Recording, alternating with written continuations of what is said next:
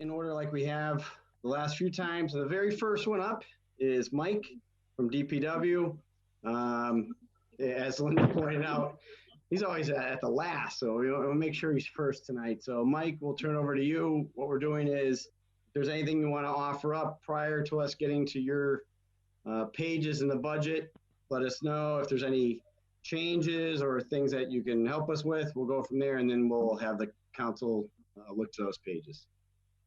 So in preparing this budget last December, I was hopeful that we might be able to add some positions to DPW in the labor category. This is the lowest paid category in DPW. These would be the guys that we would lean on to do a lot of the litter pickup, picking up dumping, kind of the utility players within DPW when there's special requests, but those positions did not get funded. I also asked for an additional senior civil engineer to help Bob in the engineering department. Bob's doing yeoman's work, but even he could use some help. And that position, the mayor proposed 3/4 of the salary, so essentially would fund it for 9 months. Given the thought that it would take us time in order to find an appropriate candidate. A lot of the rest of the labor services, it includes union contracts increases that have not been ratified by the unions. It's been worked on this current fiscal year.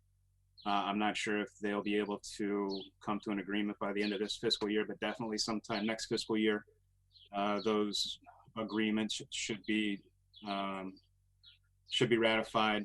They're modest increases of 1.5% per year for this current fiscal year, which, since they're operating under the old contract, they're not getting paid at that rate. But it does include what it would be for the 1.5% for next fiscal year.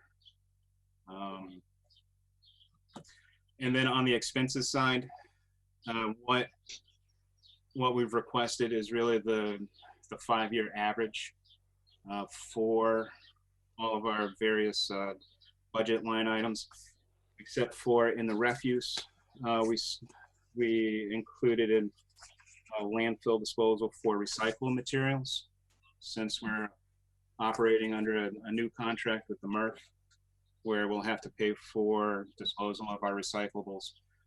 And we also asked for an increase in ROCA for our contract with ROCA, so that they can do more work within the city. There were some projects that we had built in to certain R&M line items, like the central fire station has a boiler that's been leaking. We've put a Band-Aid on it, but the state's not going to allow us to keep going with the Band-Aid on their boiler. So at some point in time, they could come in and say, you got to shut down your hot water system. That's at the central fire station. They gave us a pass this year because we told them that we would be working on it next year. It's about a $20,000 fix. And what that is the boiler's made up of a bunch of different chambers to make the capacity needed for the hot water system.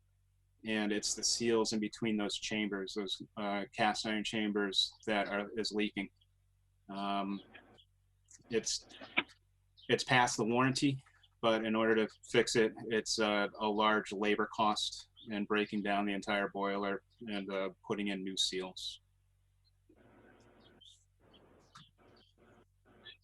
I think that's it. I didn't really prepare opening statements, but figured we'd go through. Well, thank you very much. The first hand that I saw up was Councilor Tallman. Yeah, I'm all set. I just heard a little background noise, like somebody had a TV on or something earlier, but I think it's all set now. So I'm all set for now. I had Ryan mute the lines to Okay. hopefully alleviate that. With that, to other counselors with regards to DPW, if you have questions, please tell us the page and the object code so that everyone can be on the same item.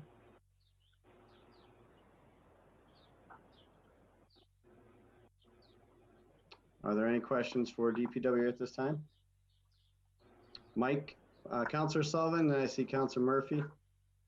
You're both muted, so maybe you have to unmute. So Counselor Sullivan first.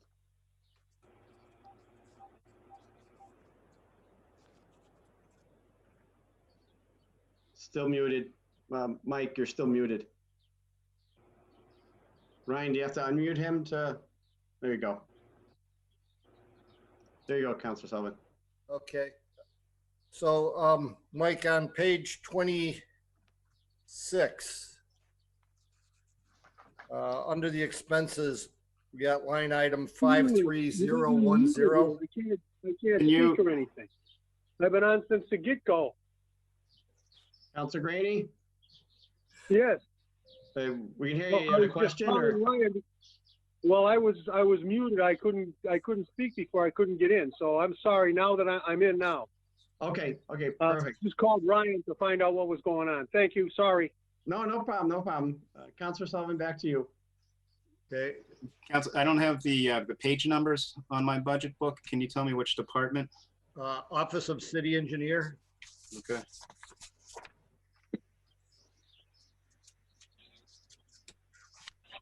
You said 53010? Yeah, Professional Engineering Services. So we're asking for $40,000. In the past, we've had anywhere from 5 to 5,000 or more. What I was hoping for with this $40,000 would be to hire a structural engineer to come up with a design for a retaining system so that we could demolish the parking lot outside of City Hall. There's a concern that if we were to remove that building, that it could cause some undermining of City Hall. And we would want a structural engineer to either design a system that would prevent that sliding, or verify that if we were to leave the back wall of the former police station in place, that would be sound enough to not cause any concerns with City Hall. This came from Damian Cody at the building department, but also Alicia Zoller had pictures of when the police department was installed, and her pictures showed sheet piling that was installed first before the basement of that building was excavated. So a large portion of that $40,000 request would be for the engineering services.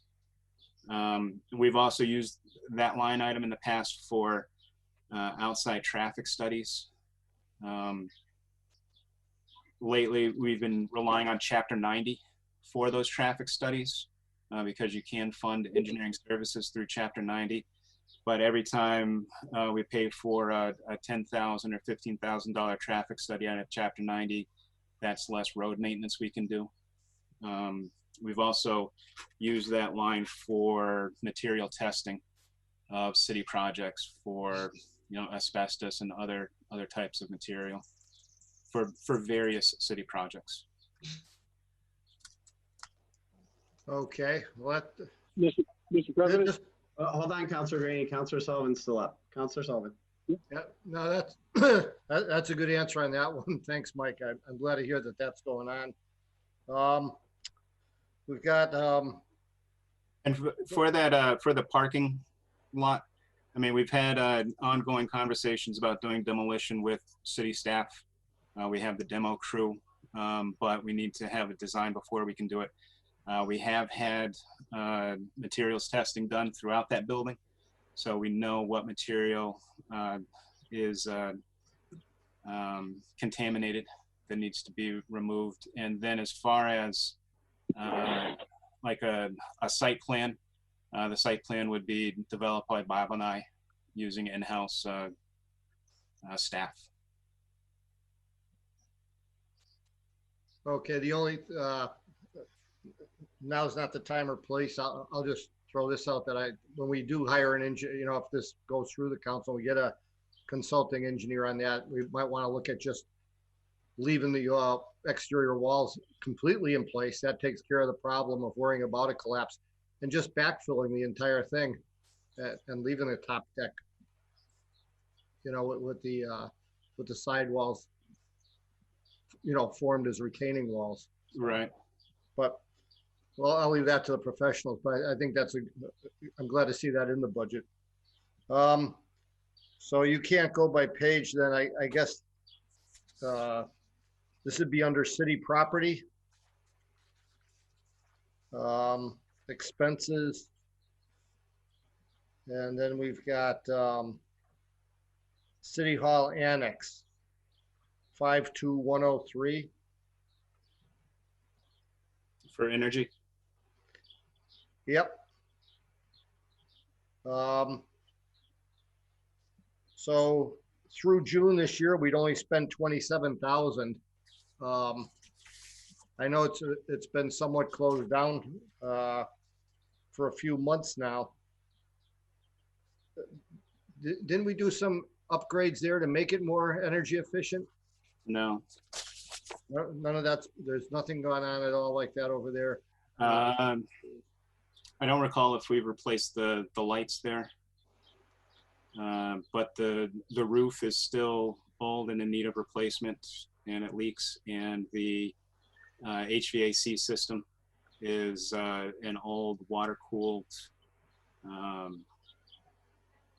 beast. I don't know the name of the system. I just know that it's hugely inefficient. Inefficient. Okay. The Office of Planning and Economic Development, they do have a split AC system for a few of their offices.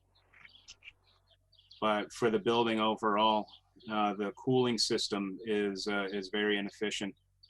And it also uses a lot of water. All right. And then repair and maintenance, police station. It's line item 52509.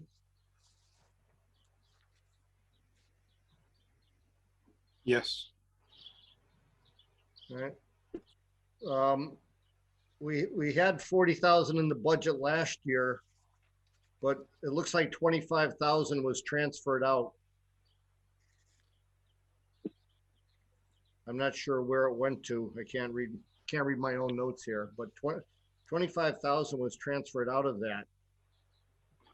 So I have 2,500 was transferred out. I have an original budget of 40,000, 2,500 was transferred out. We had $7,500 in open purchase orders that were carried over from the last fiscal year. So our budget was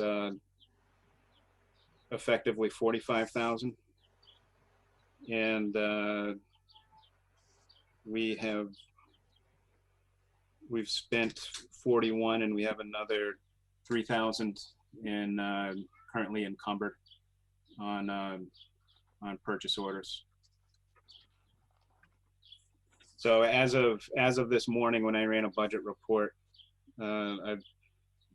we've used 95% of the police department budget.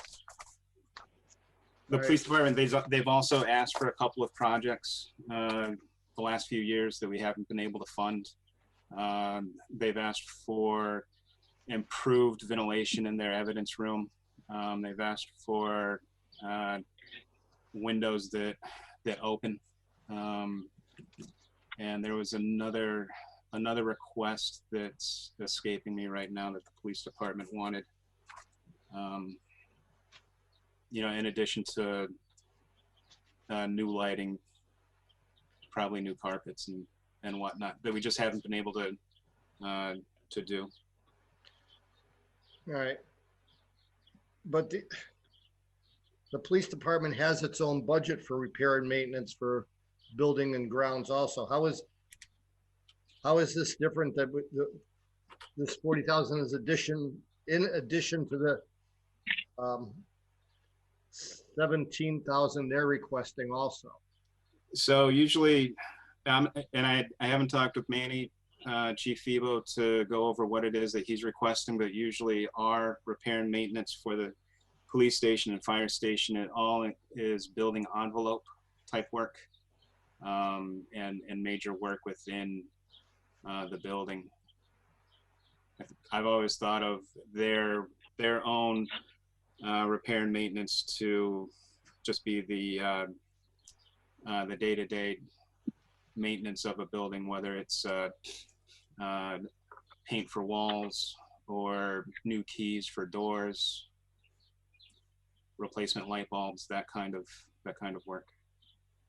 The work we do has to do with alarm systems, the elevators, roof repairs.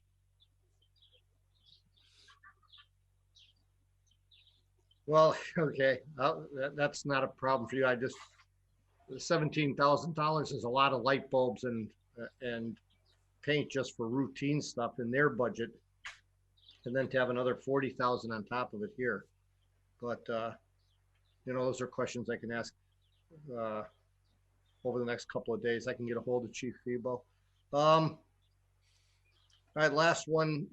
I think it's going to be pretty much the same answer. We got the same line item for the fire department, and I see the mayor's already cut it, the requested amount, by 20,000. We're still looking at 30,000. We'd only spent $23,831 through June 1st. The previous year, we'd only spent 25,000. Why were we looking for 50,000? It was for that boiler fix at the fire station headquarters. They have a leak in their boiler, in the hot water boiler, that the state has flagged as a concern. The state gave us a pass. I caught that earlier, but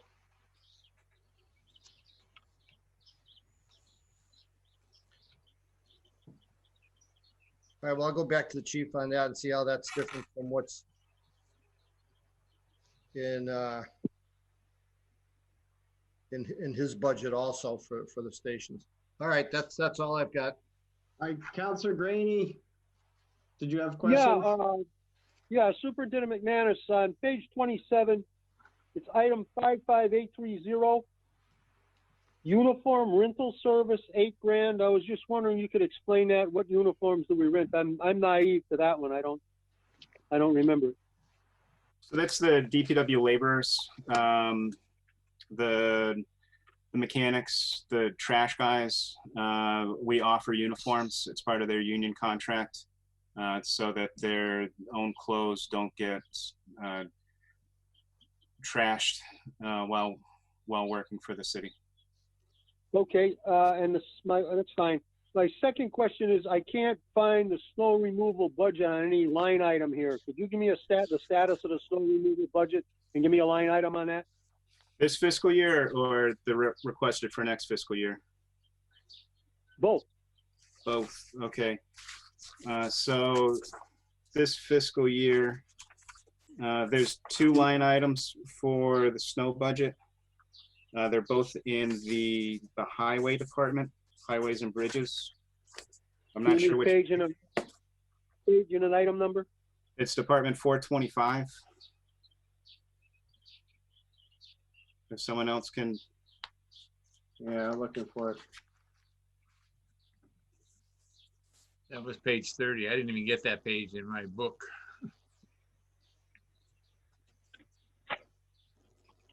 I have no page 30 either. That's what I'm, Yeah, if it it was seems to be missing. I think there was one they were supposed to send us or email to one of the pages that were missing. Well, can you give me an update on that, because I can't find it? I'd like to know what the status of the snow removal budget is, because that's a pretty substantial budget. We didn't have a lot of snow this year. No, we didn't, and we did a lot of the work using in-house staff. So in that highways and bridges budget, line item 51301 is snow removal overtime. It was budgeted at $120,000, and we spent $128,392. For the expenses, that's the contractors, road salt, when we have to buy new plows, plowing equipment.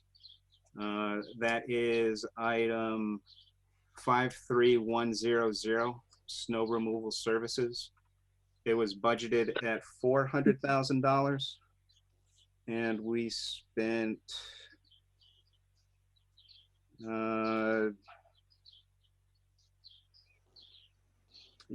approximately $300,000. I think it's $299,740 is what we spent. So what's remaining in that budget? On the expenses side, we have $100,260.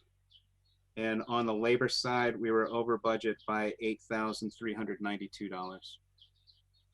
So that's about 130 grand over.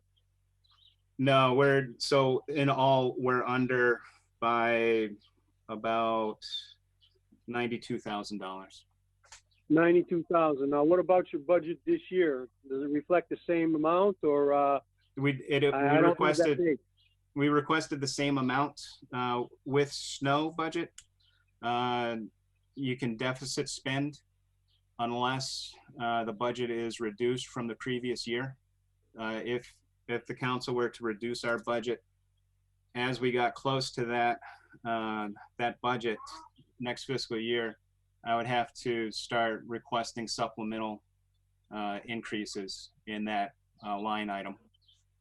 So what you're saying, if we reduce that budget, we're rolling the dice. Correct. Okay, thank you. Counselor Murphy, then Counselor Vacan. Yeah, Mike, thank you for coming. So go into the city engineer's budget again, just one time. So first of all, I'm very pleased that you're trying to get an engineer to assist with the plan to remove what is becoming a dangerous parking area in the back of City Hall, and obviously trying to do something that will make it, the whole area, complimentary both to City Hall and to Heritage Park. So I compliment you on that. I wonder now, with you're at 30,000, do you still think you're going to be able to get somebody for that price to do it? Possibly, yeah. More questionable, all right? Yeah, we would have to solicit quals, go through the process. We haven't started the process of finding a structural engineer yet. Okay. And the other part, and I know you said you're trying to hire a senior civil engineer. The general construction inspector last year, as of halfway through the year, we had only spent 19,000. So I'm assuming Bob was going, or was the construction supervisor part of that? That changed that position? There wasn't any changes in that position. We did have a personnel issue within the department where one of our employees was, I don't know he was placed on leave. And during that time, the general construction inspector filled in for that person. Okay. That person has since come back, and the general construction inspector has rolled back into his previous position. Okay. And then again, with the 75% figure, and you're talking about hiring somebody for 9 months. So we're still talking, presenting them with a salary of 64,000, but because it's only going to be 9 months, we're going to pay them 48. And I'm assuming 64 was an attractive salary. Correct.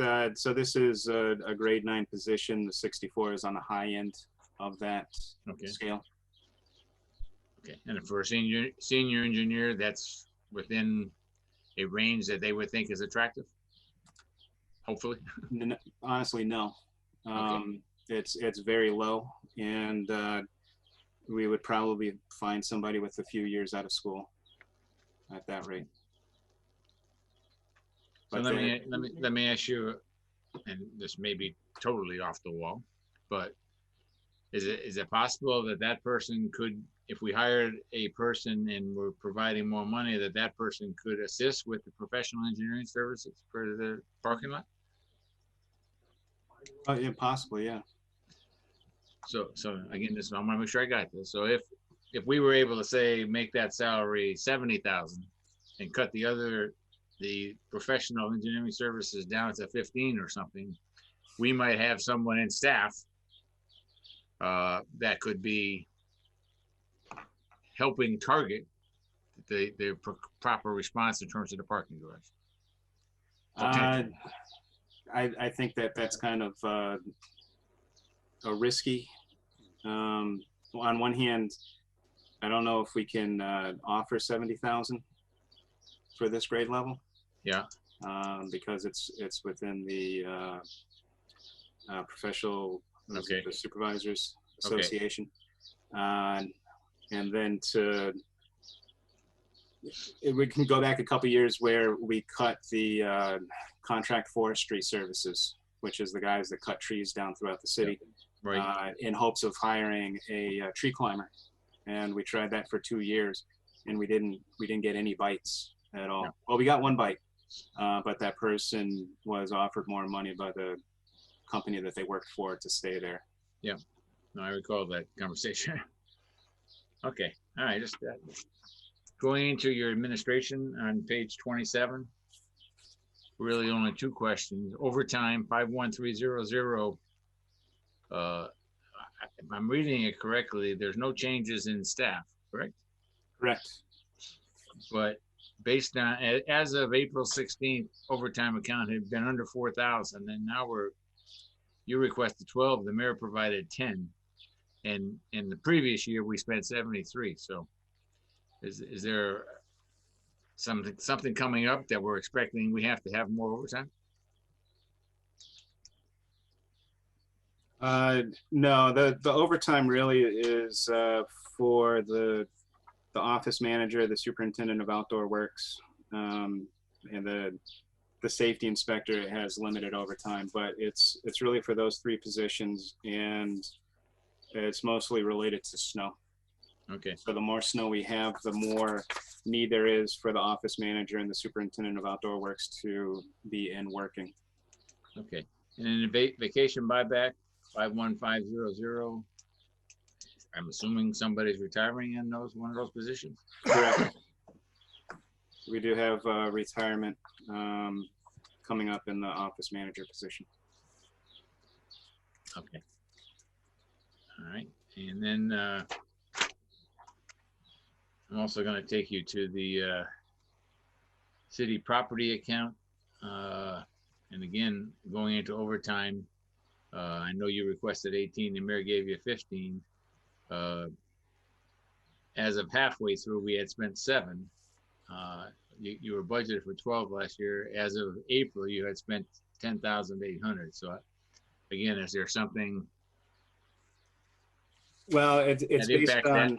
the number I came up with was based on the 5-year average for the previous 5 fiscal years. And in 2019, Okay. we spent $16,500 in overtime. So this is the maintenance men who come in for their overtime.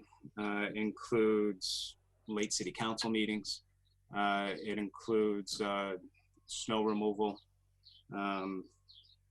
at the war memorial, Okay. police station, and then the building maintenance superintendent. He's one of the supervisors, so he's on a rotating on-call list.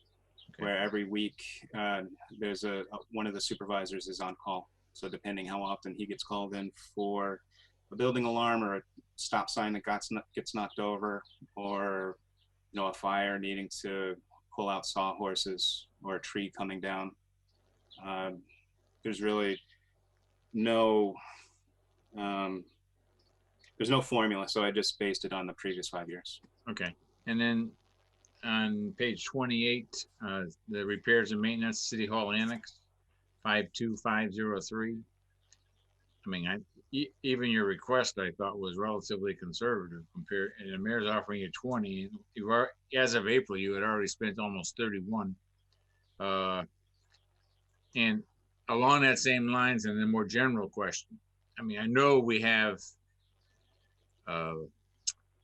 needs, significant repair needs in many of our city buildings, and I just wonder if we had a concept or an idea, if we were to put a package out there, could we end up doing a lot of these things and then reducing our year-to-year maintenance expense?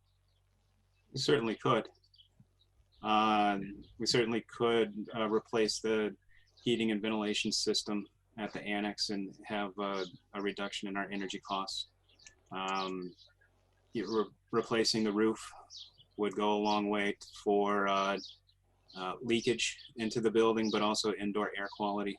The HVAC system that we have contributes substantially to poor indoor air quality within the building. Yeah, if we had a package. Yeah, could I ask you as a request for you to put together a list of those kind of things and an estimated cost if we were to do them now within the next year and a half, as opposed to, you know, we'll just keep expending money, and obviously the longer we wait, the more money we spend, and we don't resolve the issue. So if you could just do that and maybe forward that to the council sometime in August or September, I would appreciate that. And then lastly, again, repair and maintenance. And I'm going to go to the fire stations because I know there's a roofing project that's ready to, I think is it already started at the Highland Station? The Highland Station, I know we received bids. I'm not sure if they've begun actually working on the roof yet. Okay.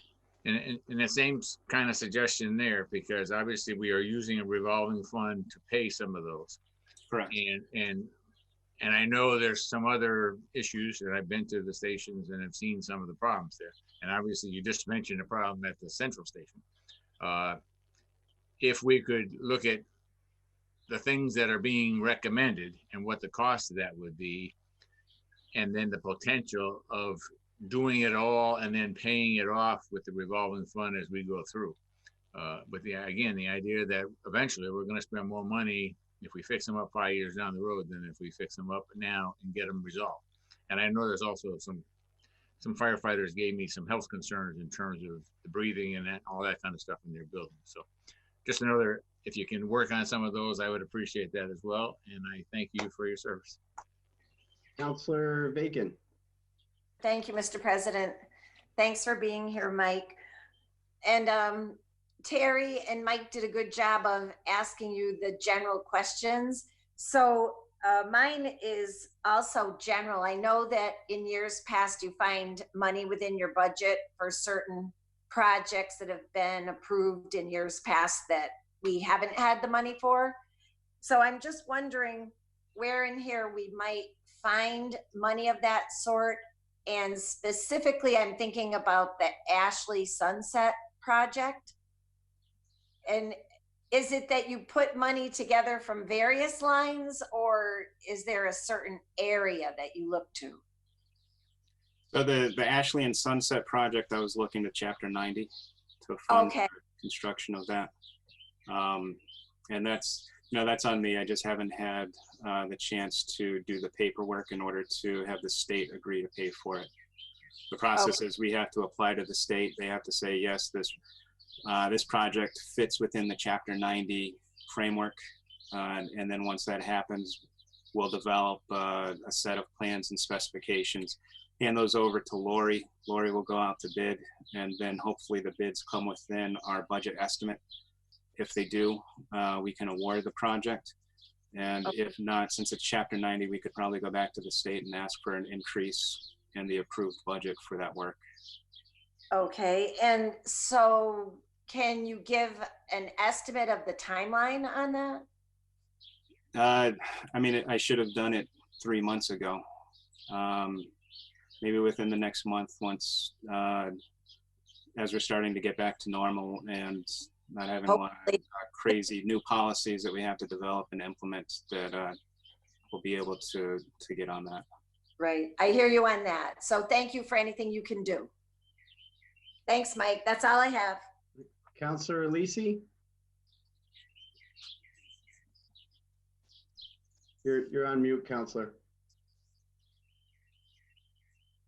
Ryan, can you unmute? Thank you for helping me unmute. It wasn't registering for some reason. Mike, thanks so much for being here and this report. I just checked the email that we got from Tanya with the missing pages in the budget, and they do not include page 30. What I'm interested in, and it may be on page 30, is contracted services and where that line item might be. I did just send an email in case people missed it for page 30 of the budget. Okay. So you should have it. Thank you. No problem. I'm going to take a really quick peek, but if you know your budget better, Mike. They don't have something called contracted services for the highways and bridges. No, I see the ROCA services are there, but in general, because I know that your department, has to pay for police overtime to some extent when you do these contracted projects because of the requirement to have like a flagger or someone managing the traffic. And so I was wondering if we could identify like where that line item is, or if you had an estimate of how much money your department is sending over to the police department. So there isn't a specific line item for police. Usually the police would be in R&M streets, repair and maintenance, streets and fixtures.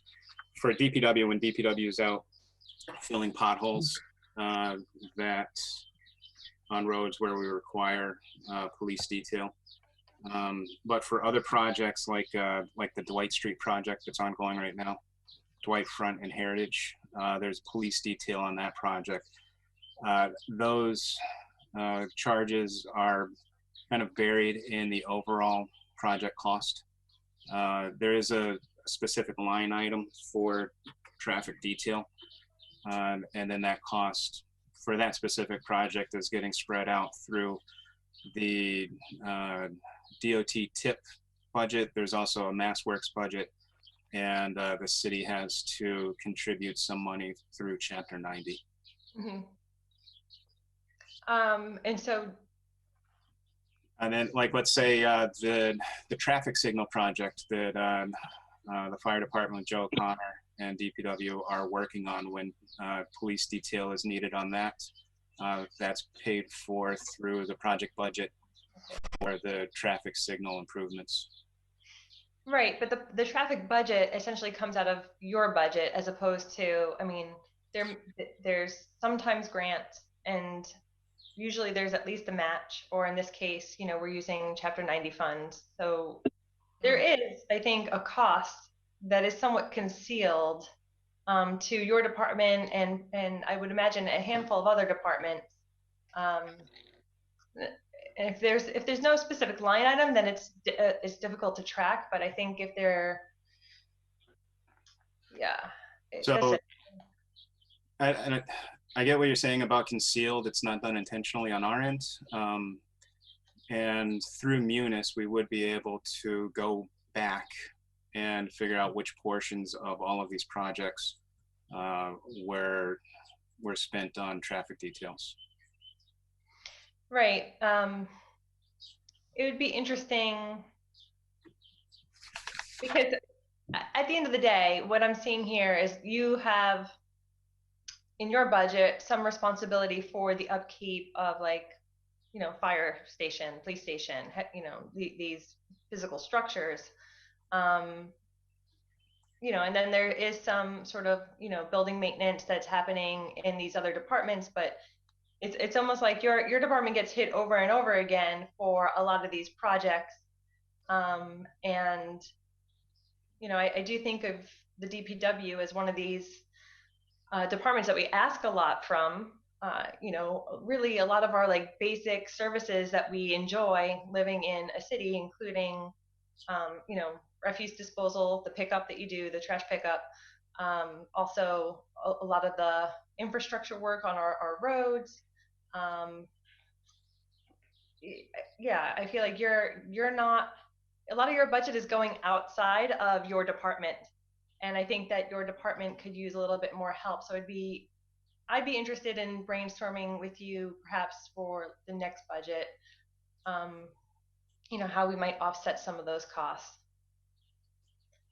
Do you understand what I'm saying in terms of, your budget is responsible for a lot of things that are happening outside of your department? I see that and think that every single day. Okay. And I don't know if you have had conversations with these other departments about how to manage some of these costs.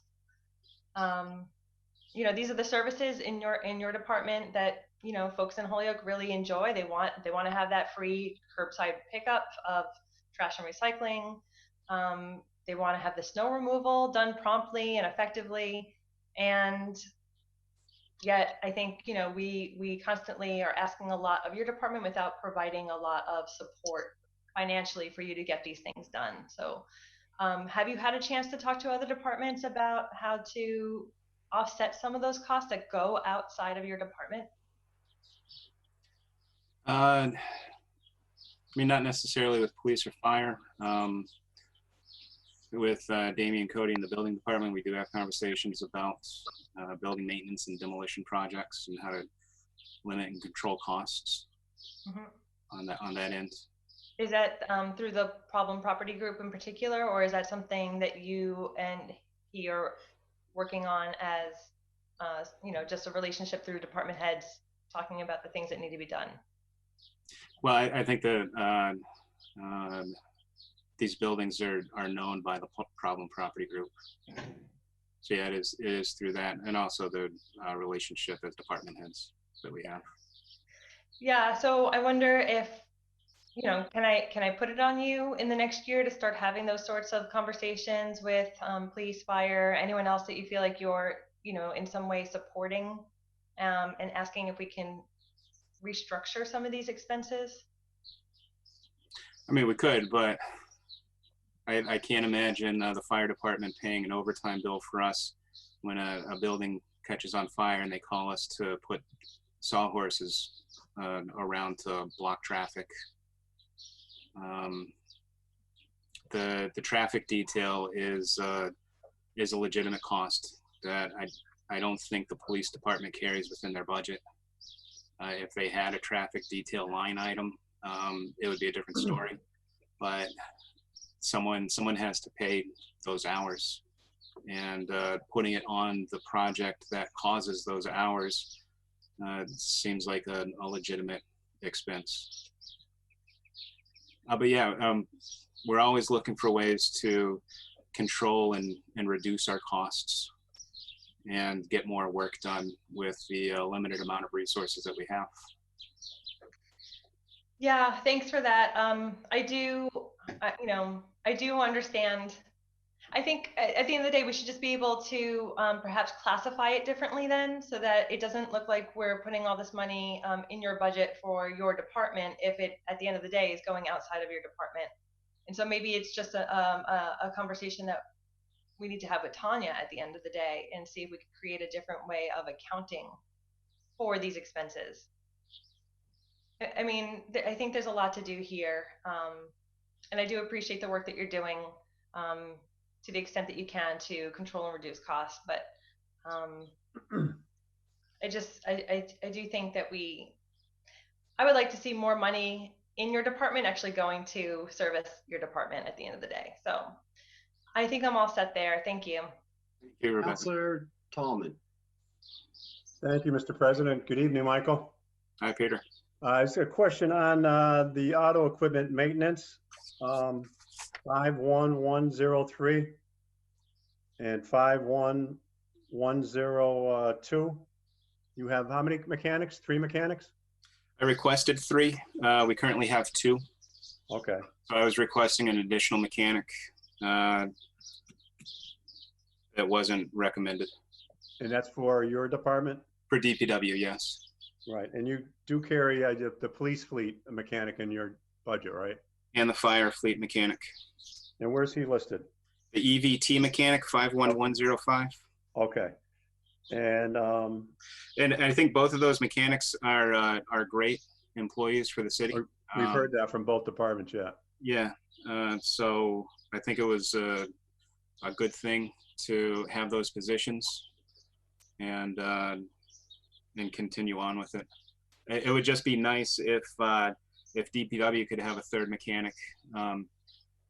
Our DPW vehicles with the 2 mechanics and the 1 motor equipment maintenance man, that Right. 51103, he's also a DPW employee.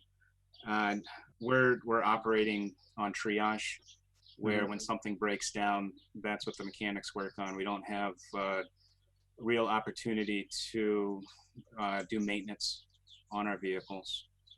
We're always scrambling to try to get them up and running. We have some vehicles that are tagged out right now because they're not safe to drive. We have some vehicles where we can no longer find parts.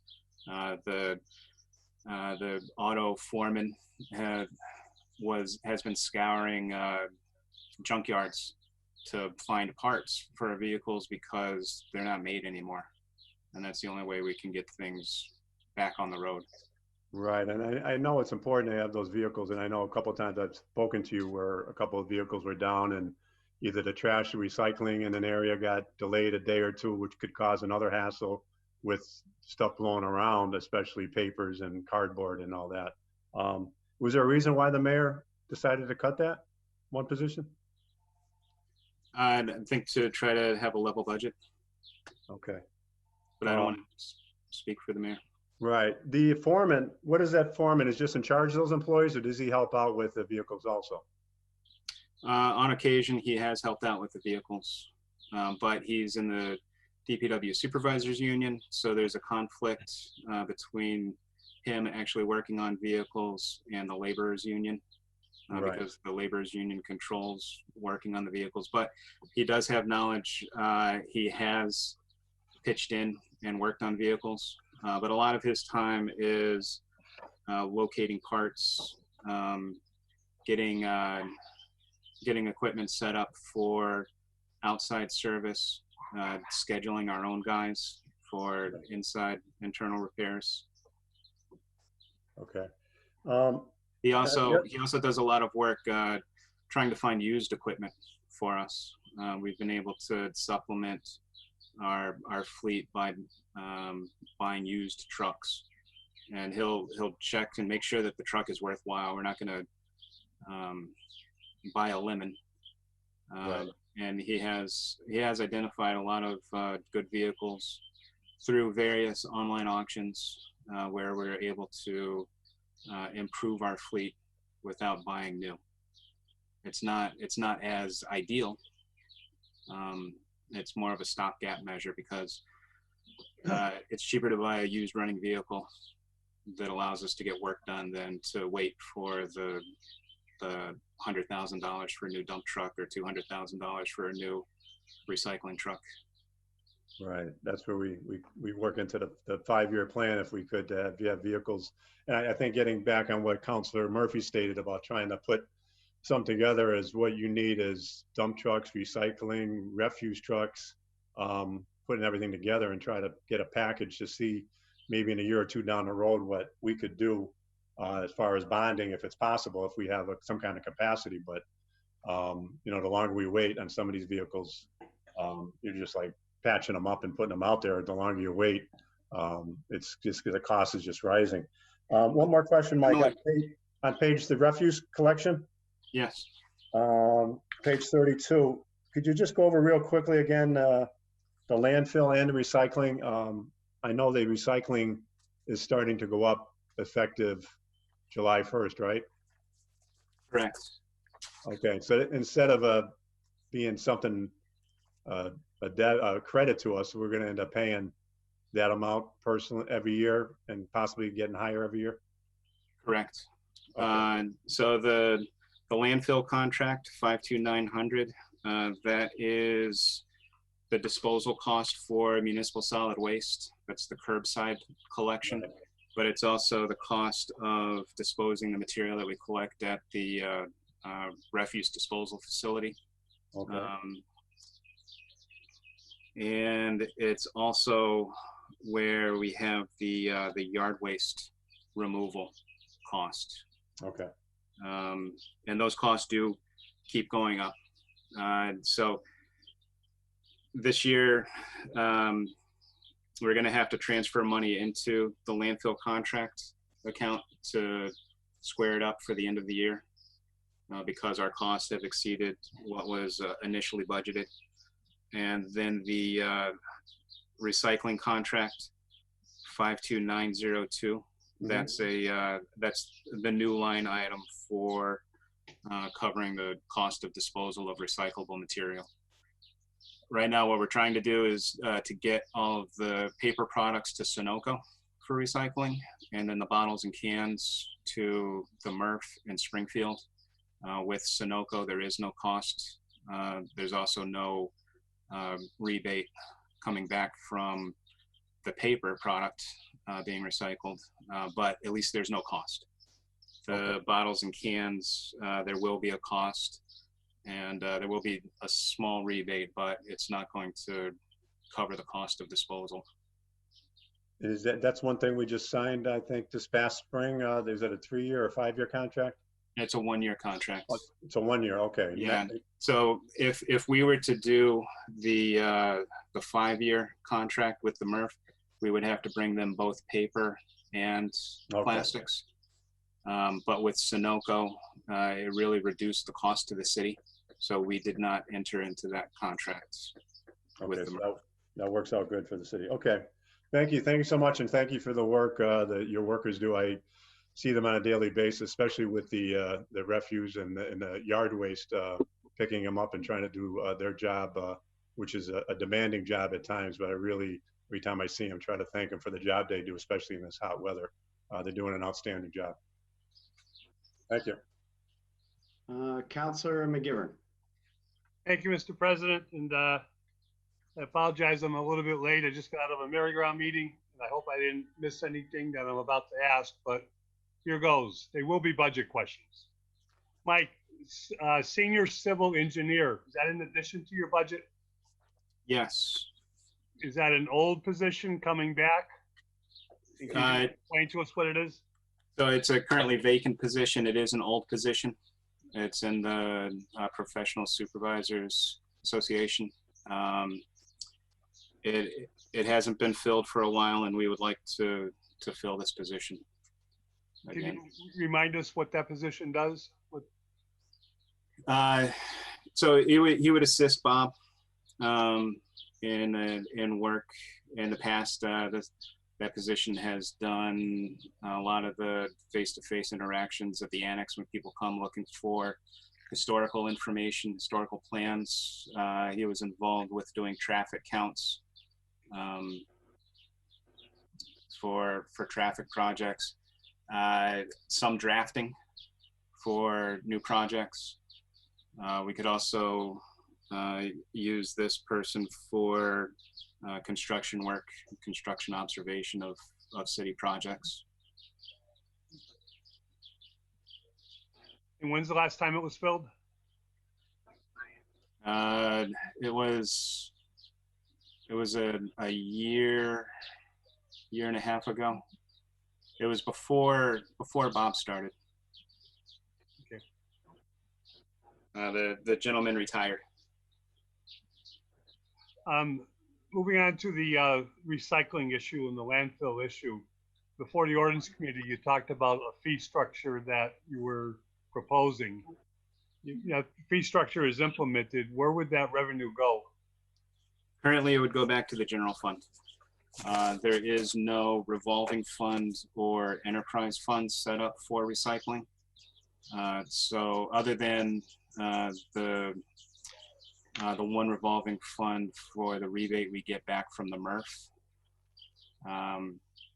I kind of forgot about that since we weren't getting any money back from recycling lately. There wasn't any any money in that fund. But I think the way that was set up, it was limited to $15,000 a year from rebates that could be used to buy toters. We haven't been getting any of that money, but if for recycled material that comes into 63 Canal Street at our refuse disposal facility, the scrap metal dumpster, when that gets taken out and the check comes back, that goes into the general fund. With this COVID crisis going on and everything that's associated with it, how is our revenue from our parking meters and our parking decks? We haven't been collecting any revenue for the last few months. And one last question. And we haven't been issuing tickets either, other than handicap parking violations. I hear they're up, which is a sad commentary under these times. Mike, one last question. The DPW fleet, the end of this past fiscal year, the DOR, DLS identified with our outside auditor and the auditor a deficit of $200,008. Are you aware of that? Yeah, but I didn't think it was that large in the end for the DPW fleet. It was for the bond for purchasing trash trucks, recycling trucks, and some equipment. I thought we had only overspent that by the $8,000. The paper we were originally given by the auditor, unless I'm getting a text message here, the paper we were originally getting by the auditor listed it as $200,008. That's on page 2 of that 2-page list. And I won't tell you what she's telling me, but have you been working with the auditor on overdrawn accounts and deficient accounts? I don't think you don't get a lot of grants, do you? No, not normally. The Chapter 90, I think that's considered a grant. That's where we draw down an account and then apply for reimbursement. There's a couple of Clean Water Fund grants that we use, and again, I think we draw it down and then apply for reimbursement. Like the stained glass windows, that's another one where we draw down on account and then apply for a reimbursement. I did get a text, and it's supposed to be $20,000, not $200,000. That's another $200,000 the DOR took away from us that we could have spent this year, Mr. President. But I'll stop there because I got in trouble the last time I talked about the DOR in an open meeting. Mike, I don't know how you do it with your budget and keep up the work you do. Your department, your staff is incredible. You know, whether it's winter months, whether it's taking care of business during this COVID, picking up trash and everything, and recycling. It's just it's a credit to you, but it's a credit to everyone that works under you. And thank you. And I wish we could add to your budget because your budget is the most short-sighted budget in terms of the service you provide in the city. Thank you.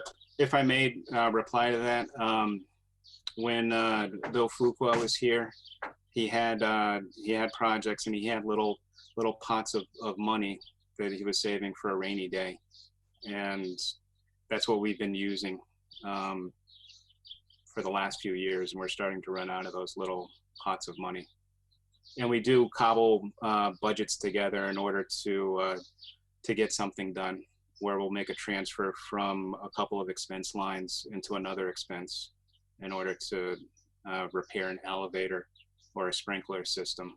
But it always gets hard this time of year to do that. Under normal circumstances, and these are not normal. But again, thank you. Councilor Sullivan, you have another question? Yep. Okay. Just a quick question, Mike. The line item where you were able to not use the Springfield facility because we're able to use Sunoco? How much of a say, if Sunoco wasn't here, how much would we have had to spend on that line item extra? You know, I don't have that with me. I presented a number of options that we had that we were looking at back in January, and I think it's on the order of $40,000 to $50,000 that we'll be saving by going to Sunoco. All right, and no, that's great. I'm glad we've got them here. I hope they stay in the city. That's the only point I wanted to get across. I hope some of the other counselors that aren't here with us tonight pick up on that at some point. Councilor Lisi, your hands up? No? Okay. So are there any other, Councilor Murphy? Yeah, I just want to partner with Councilor Sullivan and you know, thank Sunoco for what they're doing, but I also want to encourage the council. I want to encourage Mike and the DPW to take a look at South Water Street, which connects to Sunoco and Hazen and is in terrible shape. And I know we've been talking about it in terms of taking it over from the state. And here's a case where if they're saving the city $50,000, if I'm not mistaken, the total project is about $100,000. So we could potentially fix that road up with 2 years of their savings. We would have paid off the road. So I hope we can take a look at that and let Sunoco and Hazen know that we appreciate the fact that they pay taxes and that they employ a lot of people, and that we want to make sure that they have a road entrance and an exit that is safe. So I just thank you, and I thank Sunoco for doing that, and I thank Mike for working with them. Councilor Leahy. Yeah, good evening, everyone. I hope everyone's doing well. Michael, as Councilor McGivern said, you guys do a fantastic job. You guys are out there, you know, whether it's snowing, whether it's raining, whether, you know, just all the time. Just a couple questions. So are you guys still testing the salt for the snow and ice? Yes, whenever we get a load, we'll collect a sample and check it for the water content. And how much? So this year, we actually rejected some loads because when the truck came and it started to tip, there was water pouring out of the bottom. And when that happens, we get compensated in tons of salt for the water content. Yeah, because years ago when I first started as a counselor, I worked for the Mass DOT, and we had inspectors going out there and doing random tests to find out exactly how much moisture the salt had. And the Mass DOT would get a substantial amount of rebates because of the amount of moisture, because basically what you're doing is you're not weighing salt, you're weighing water, and who wants to pay for water? So how much ballpark would you say that we saved this past winter for testing? It really, other than those first few loads that came in totally saturated, the material was dry, so we didn't save that much money. But we do every truck that comes in, we take a sample, we bring it to Suez, and Suez runs it through their oven, and they measure the pre-drying weight, the dry weight, and then the tear weight of the pan that everything's in. And based on the difference in the weights, that's how we quantify how much water is in it. We have a threshold in the specifications that I'm not sure if it's 95% or 98% of a dry solid is what we expect. And anything below that, we would expect compensation in either dollars or additional salt. Okay, and also talking about Suez, we're in kind of a stumbling block here with the street sweeping this year. So, because I'm getting a lot of pressure from constituents at home regarding street sweeping, can you kind of just go over why it was delayed? I mean, you told me, but I want other people to hear.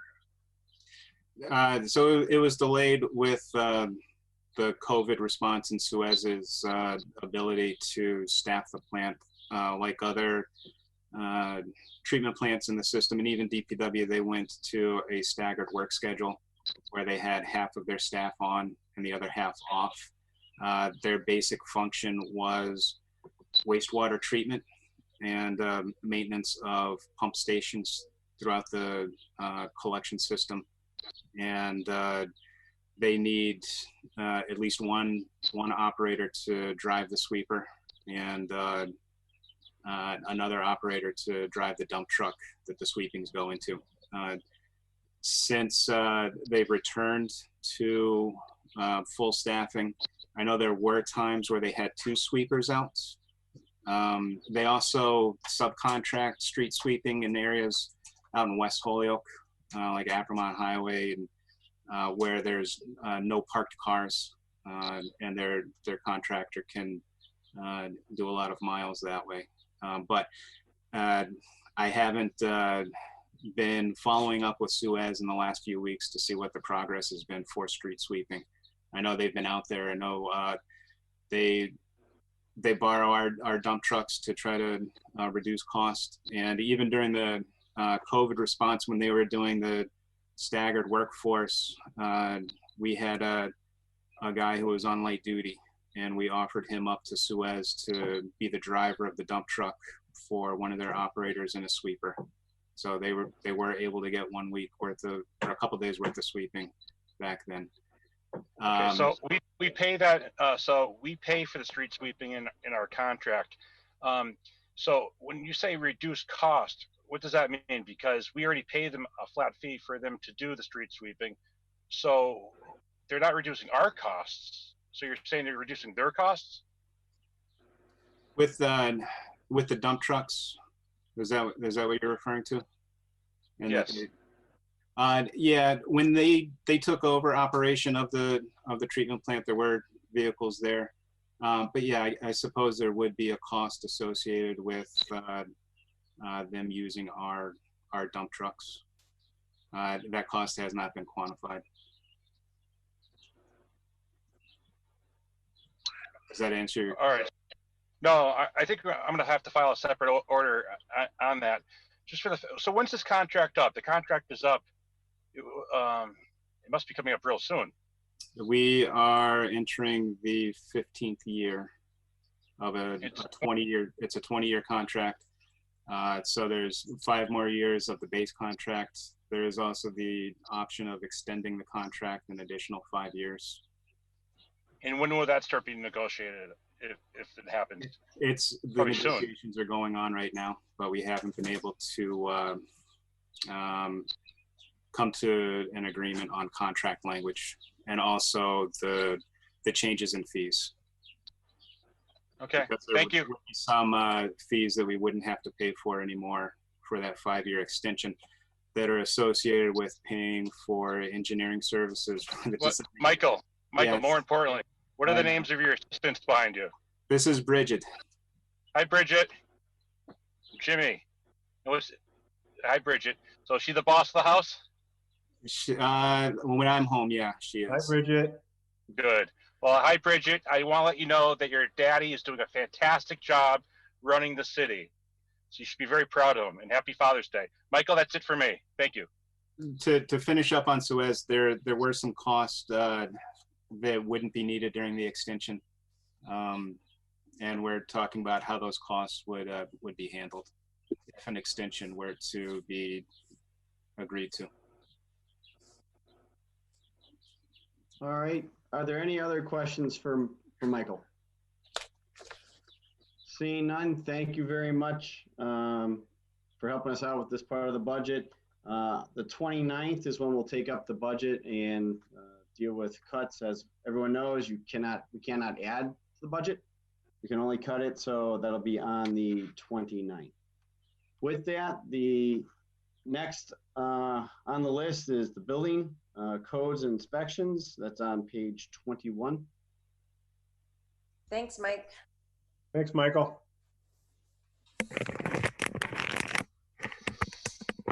Thanks, Bridget.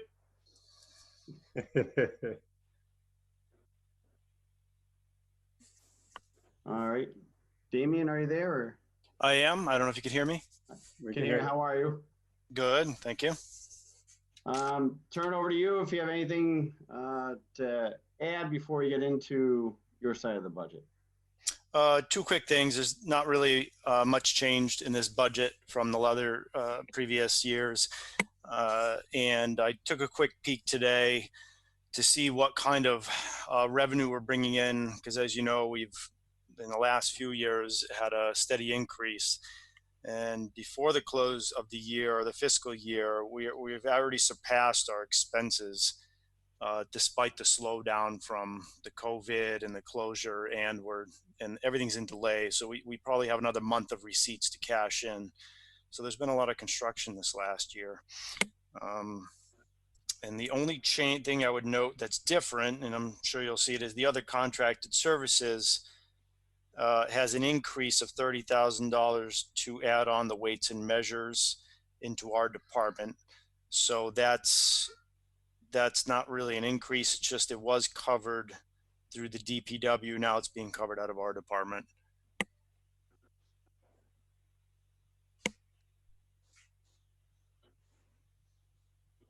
All right, thank you very much. With that, open up to the counselors. Counselor Leahy, your hand is still up. Is this for this or for the last one? Sorry, Todd, I forgot to lower it. It was for the last one. No problem. Counselor Tallman. Yes, good evening, Damian. Good evening. Yeah, on 511009,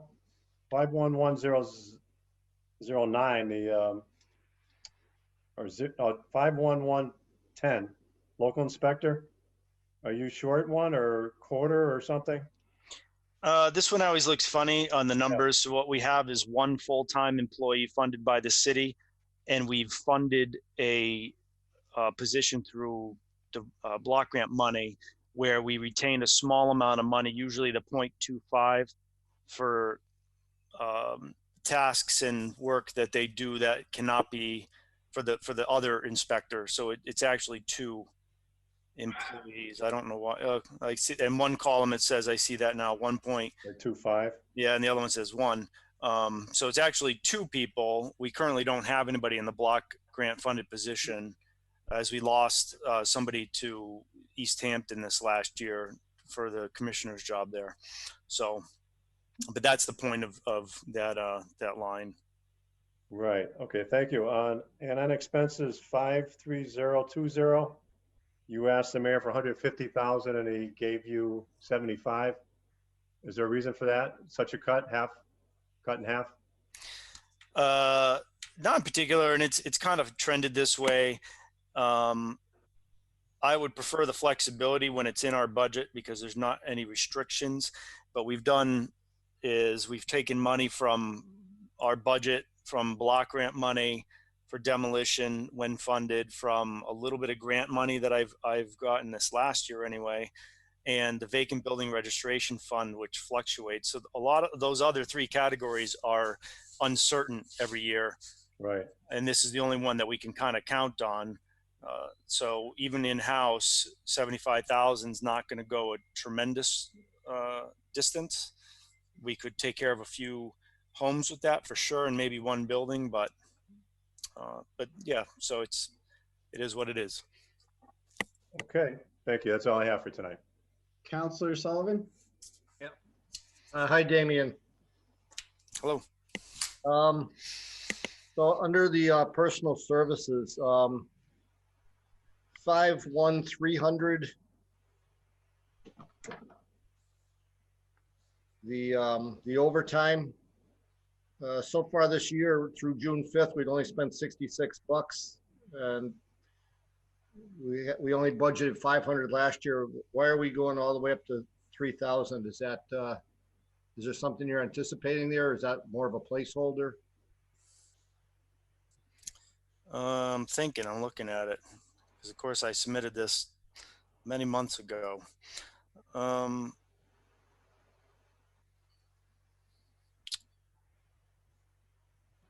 It may have been for the fourth inspector, because hardly anybody in our department gets overtime that actually is asked to work it. So I'm not sure exactly. Yeah, we usually don't run overtime. If we have a need, myself or one of the other folks, Kevin in my office, who doesn't get overtime, works that for building inspections. But so I don't have a good answer for that one. There must have been a reason I put it there. I just don't really remember why there was a projected increase.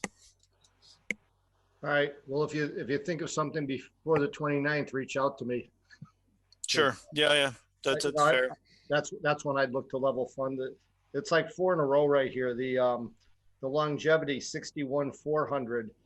That account hasn't been used in 8 years. Is there something going on? Somebody retiring or somebody? Well, longevity, yeah, that's a change because we have more senior people. So depends on the contract, we have a couple of people that get a payment now because they've worked for the city for 10 years. We're projecting that. I know at least 2 in my office have been there 10 years. So that's a specific number to cover those increases. And I assume that's the same answer on the vacation buyback. And actually, that's something we just never budgeted, and we've just been transferring from some kind of leftover. And for the years, that's either been my mistake. I think in the past that shortage for things like sick leave, when somebody were to terminate their employment with the city for whatever reason, would come out of a human resources budget. But the last few years, we've lost someone almost every year, and we've had to find money elsewhere. So now I'm just being more forward thinking, and instead of trying to scrap it together from other places in the budget and ask for the transfer, I'm putting it in there, assuming that we're going to have at least this much vacation buyback. And right now this year, I'm thinking that's not going to be enough because nobody's been really able to take a vacation. Okay, and same with sick leave buyback. It wasn't in the budget last year. It hasn't been used for a couple of years. I believe it was taken from a citywide budget line item. I could be wrong about that, but I've never, for the first 5 years of working for the city, I've never budgeted for it because it was paid elsewhere or automatically transferred. I don't know, but now I've been asked make a specific line item or fund that specific line item, and so that's what I did. Okay, that's let me check the next page. Yep, that's all I've got. Councilor McGivern. Thank you, Mr. President. Damian, your personal services, including your salary and the several people that work under you, are they all contractual? By contractual, you mean union or? Well, you're the I'm sorry, Supervisors Association, collective bargaining, yes. So we're either Professional Supervisors Association or NAGE, government employees. There's no, I'm reading down the list, sorry. There's nobody in there that's not one of those two. Okay, I just wanted to make sure. In each of these line items in this current budget, the MOAs have been presented to the City Council already? I can tell you that professional supervisors, we're in the 3rd year of our contract. So this is reflective of year 3. There's no new MOAs or anything for this. It's just the 3rd year. NAGE, we were told that they were working out a contract, and my numbers are estimating what they perceive for the increase to be. And the thing is, I can factually say, even if I put in an extra $1,000, they're not going to get paid. Nobody that has a union contract is going to get paid a dime more than what the contract says. So we estimated above, because remember, I've submitted this months ago, and I don't know where they are with that NAGE contract. Okay, no, understood. And I'm sure if the auditor is listening, which I think she is, she's shaking her yes too, because she's not going to let you do that even if you wanted to. We understand that. It's a time of year where the budget, needs to reflect what you anticipate. And that's one area which it's always hard to do contracts this time of year because it carries over into the next year or the year that we're voting on. And longevity is part of the contracts. I know that for a fact. And I think your answer was good about longevity being, contractual. And you do have some people that are getting up there, including yourself. How many years service? 9. You're getting old. Yeah, well, I don't know if your other half agrees with me, but nobody you goes are getting backwards. old. Jamie, are you familiar with the Essex Emergency Demolition Project? I'm not sure by that question. Well, I'm guessing it's the Essex House. I hope so, but I'm not 100% sure. But the DOR hit the city for $94,325, either overdrawn or deficient at the end of last fiscal year. You have an explanation for that? Have you been talking with the auditor about overdrawn accounts? If this is related to 400 High Street, the building that had a collapse, that's the Essex. Yes, it's listed as Essex Emergency Demolition. I'm guessing it's that. Yeah, I certainly know a whole lot about that, but I don't know about that specific thing. You know, it's been in a legal battle now for years, and at the speed at which it's going, I get some kind of call or email about once every 7 to 9 months asking for something, and that's about it. So I'm unaware of the financials. That I know we held a lot of money back, and then the lawyers are fighting it out. Well, if it's overdrawn in the city solicitor's budget, we'll have to ask the city solicitor. But I thank you, and we'll get an answer, because there was a lot of money that we could be using right now as free cash if DOR didn't just across the board cut money because they were told it was deficient or overdrawn, and it leaves me with a bad taste in my mouth. And then on the other hand, the department heads are not looking, and this doesn't sound like it's you, Damien. Department heads are not doing their job at the end of the year to make sure all their accounts are balanced. That is a problem too. But Thank you for your frank answers, and I appreciate the work you do. Okay. Councilor Murphy? Yes, thank you, Mr. President. Thank you, Damien. Couple of questions. One relating to the demolition of unsafe buildings. And first of all, thank you for the work you do with your committee on the problem property group, and I appreciate the information you've given to me.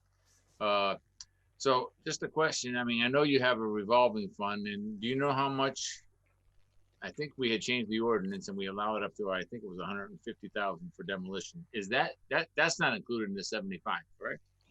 No, that revolving fund is the vacant building registration fund that's managed by the Board of Health. So they take in the registration money, put it in that revolving fund.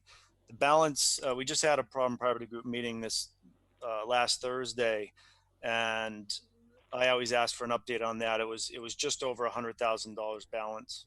Okay, but I think when we did that, we agreed to change the ordinance to allow to spend money on demolition.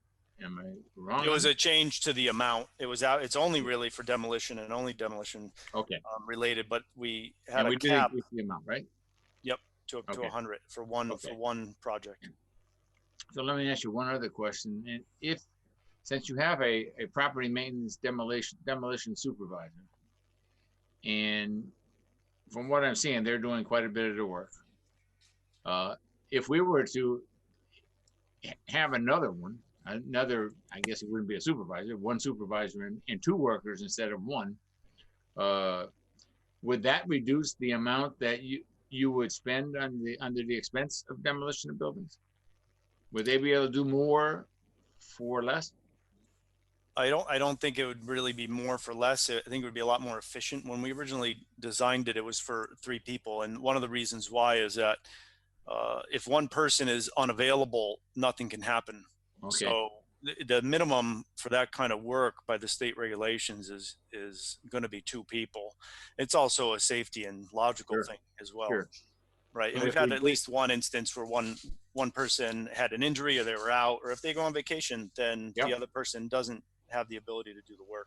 So clearly, from a dollar perspective, at least, and in terms of also safety and efficiency, having that third person could reduce the expense item, even though we're going to put it into payroll, and at least get us continually moving without any delays or with less delay. Yeah, and there is a savings, because if they could do the work faster, they're on site less, and there is some expense that's related to equipment rental, where we're taking 2 weeks to do something and paying for the rental longer because there's only 2 guys, or project design where we're paying a third party designer to watch over every day. It's a daily rate. So, Okay. Have you talked to the mayor at all about that? I have long ago. And that again, that's how it was designed. The mayor did say, sounds fine, sent it over, and the council even said it was fine. And we had all intentions of hiring all 3 positions. However, the first year I wasn't able to secure what I felt to be a full crew. So we really wanted the supervisor first, naturally, and we did find a supervisor, but then the next budget year, the council cut the positions. So that's just the historical record of it. So I had the 1 supervisor, and the 1 worker actually works in the DPW, right? Which is a relationship that works because it does, because Mike McManus is behind it, and he's okay with sort of sharing that employee as needed. Okay. And then the other question is the contract services and the weights and measures. So 53010. I think you said you were looking for 30,000 for the weights and measures area, right? Is that what we pay the state now? The state, I believe, is around 20,000, and that's iffy. So in the conversation with the mayor's office, I said, and I think Mike McManus is in agreement as well. I'm sure he's checked out at this point, but we really should have a full-time person in a position, which means a $50,000 salary. And all the people we've consulted with, Mike and myself separately, know that there's a lot more work than the state's doing. So if we collect the fees, in theory, we're going to get the money to pay. It's going to pay for itself. So, but for now, we just put in the 30, and that's going to leave the option of we're going to pay the state if they're doing it. If not, we need to at least get a part-time person to fill in from another community. Yeah, and I appreciate that. And I'm just going to go back and I'm going to ask Councilman McGivern, because I know he's going to know the answer. When we had a sealer of weights and measures, Councilman McGivern, was it a part-time position? Joe, you're muted, Joe. Sorry. It's been both, Councilor Murphy. More than recently, it was a part-time salary with a lot more hours than what the person was actually paid for. But not too long ago, it was a full-time salary. Okay, thank you. And thank you, Damien. I'm all set. Councilor Bacon? Thank you, Mr. President. I just wanted to make sure I understood one point that was made earlier correctly, because on the budget book, there's a couple of asterisks that note that the demo supervisor and the assistant building commissioner salary adjustments were due to a 2020 MOA.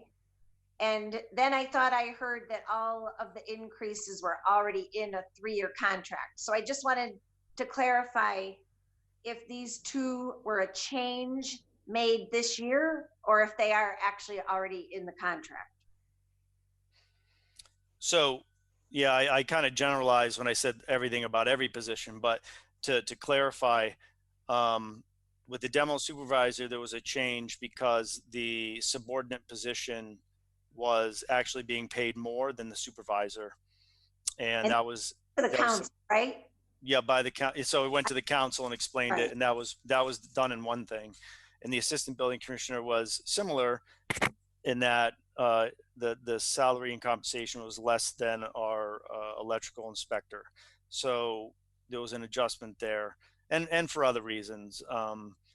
Did one come to us? I remember the demo supervisor discussion, but did the building commissioner change come to the council? They both did, of course. Okay. The transfer wouldn't have been approved otherwise, but okay. Thank you. Just for the reminder. Mm-hmm. Are there any other questions? I know you're gonna follow up on the overtime, and if you do have it, send it to Ryan, and then Ryan will get it out to everybody, so that way we know what the issue was there on that one. If anyone has any questions later, you can always email Damien, and if there's any updates you want to give us, please don't hesitate to reach out to us. And thank you for being here tonight. Okay. Thank you, Damien. Have a good night. Good night. Next is the school department.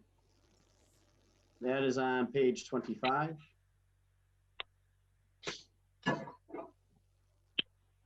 want to thank Dr. Wright for being here, as well as members of the school committee. That'd be Devin, John, Rebecca. I'm looking through my list. Mildred. Hopefully I don't miss someone. I think Aaron was here. So thank you all for being here. I'll turn it over. Oh, Tony's here too. Thank you all for being here. Dr. Reich, we'll turn it over to you. Any updates, comments, and we'll go from there. Well, if I could, put information, Todd. Yeah, Councilor Leahy. So this is just more of kind of an informal discussion because we can't cut anything out of the school department's budget, correct? Well, you can cut, but you gotta be careful of the net school spending and all that. So we'll probably get into that in a minute. But in theory, we've cut this before. We have. Yeah. Right. Okay. So, well, not in theory, we have cut it before. So you can cut it, but you got to be careful on how you're cutting if you were to cut. Right. Okay. Just curious. Thank you. Yep. So, Councilor, Dr. Reich, over to you. Yeah, thank you all. I appreciate the time. And Anthony Soda's with me here, and he can answer probably more of your questions than I can. But together, I think we can. We just want to quickly just give you an overview. I did send over a number of materials. Our presentation we gave to the school committee, the actual budget we sent over to you. So I hope you all have a copy of that. This is a tricky budget year for obvious reasons. But our budget, we're recommending a budget of an increase of $7.5 million from FY 2020, which includes, which is aligned to the governor's budget, which did include the Student Opportunity Act funding that was promised to districts and phased in over the next 7 years.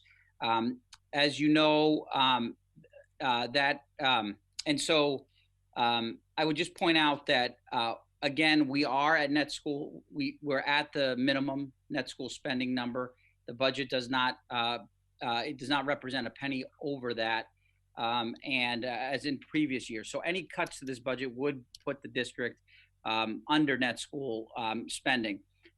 There is in this budget we did I think we had our most involved community engagement because as part of the Student Opportunity Act, we had some public forums that included teachers, parents.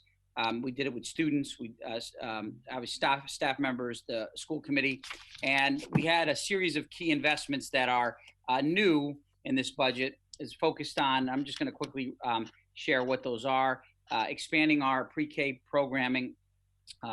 Parents want full day, so we have an expansion of that in the budget. Continue to expand our early college and dual enrollment programs across at the high school level, which we've more than tripled over the last 5 years.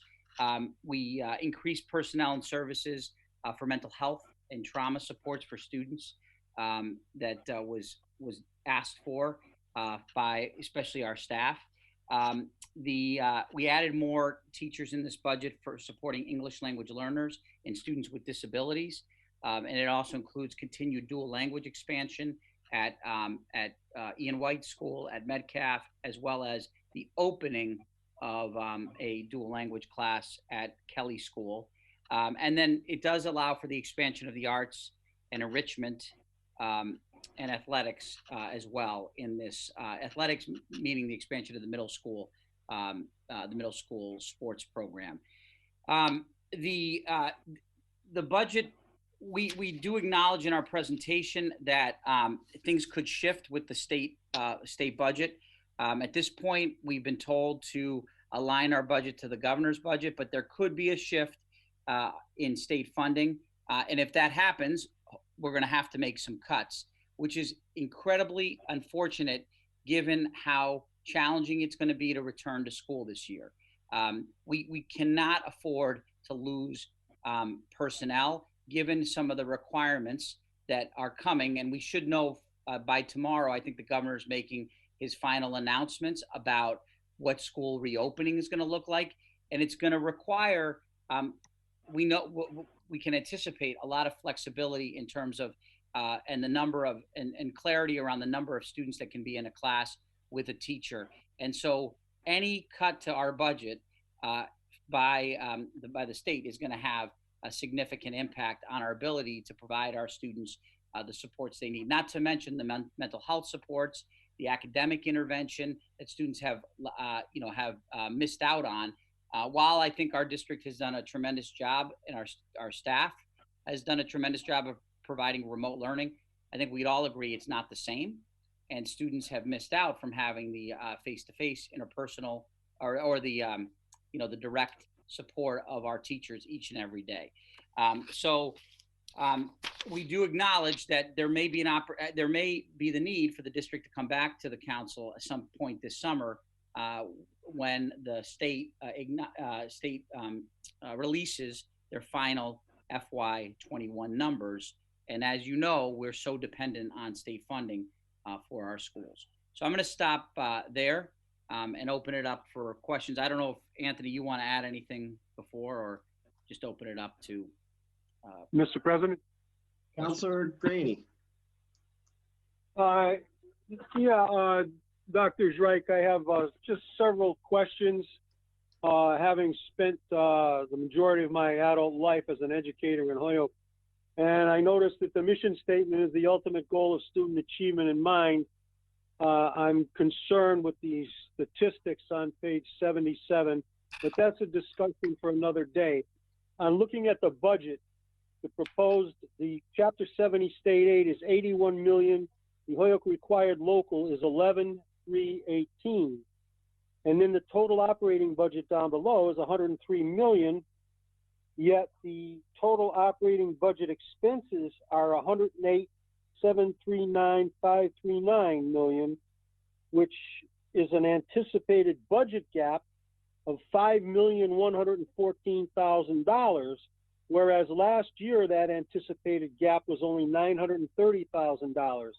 So that's concern. That's my first question, and my second question is, I would like to get a updated version or a statistical sheet of the administrative salaries in both the central office, the principals, assistant principals, and so forth. I realize that the union kind of statistics aren't really available, aren't really in vogue anymore since the state takeover, but I'd like to get those statistics at some point in time. Those are my two questions, and I'd appreciate an answer. Thank you. Anthony, do you want to answer the first question? Yeah, so the first question I think you're referring to is on page 19 of the slide deck. This is just an explanation of how we develop our budget. So the column that you see, which is the governor's proposal. I'm on page 30. Yes. Okay, so the first column that you see, the $930,000 deficit, that's a preliminary estimate before we start developing department requests. We do very high level assumptions. We step everybody up on the salary scale. We analyze like some of our high level accounts, and then we give our best estimate of what the upcoming budget deficit is going to be to start with as a starting point. The column in the middle reflects our level service. So that back in January, we just did a preliminary projection, and we thought we were facing about $1 million deficit. Once we received all the department requests and we updated all of our assumptions in our budget, that jumped up to about 5 million. And the reason is some of the investments that Dr. Zreich had mentioned, with the new Student Opportunity Act and everything that we wanted to do, we made sure to add all of those investments. And then throughout the budget development process, we finally landed on a balanced budget, which also relied on some, ESSER money that we were receiving. And the difference between the 107 million and the 93 that you see in your budget is those lines that are highlighted in yellow. Those are reflected in a different area of the budget document. It's all of our health insurance and retirement costs. It's the school's portion of that. So whenever I put this budget document together, you know, I explain in the budget document that there's a difference between the appropriation that we get and you see in the city's budget and all of the graphs and charts that we show in the budget document. I think it's important when we're putting together these numbers because and when we're presenting them to the public, it's important to include those expenses because there's such a huge cost in our budget. So our health insurance, you know, is about, and our insurances is about 7.4 million for the upcoming year. And what we pay for retirement, our portion of the pension is about 2.3 million. So that's, you know, over $11 million that isn't necessarily reflected in the school's budget when you look at our appropriation, but it's really important because those are cost drivers to us. And that, you know, as we're presenting them, I think it's important to include them. As far as getting you salary information, I'd be happy to provide you with a list of any salaries that you would like to see. Yeah, so I heard central office. Can I just jump in there? Yeah, happy to provide that. But I'd also like to point out, like, I'm not sure the comment about union contracts. We still have contracts with all our bargaining units. And so we do bargain with our different units like we did prior to receivership. That hasn't changed. And happy to get you a list of whatever administrative salaries you want to see, Councilor Graney. Okay. Yeah, I'm talking about just the central office and the vice principals and vice principals, the administrators. Yeah. I'm looking at those. I know that the teacher salaries at the entry level and at the higher level are very flexible. It depends on who the hiree is and what the and certainly what the educational degree is and so on and so forth. I understand that.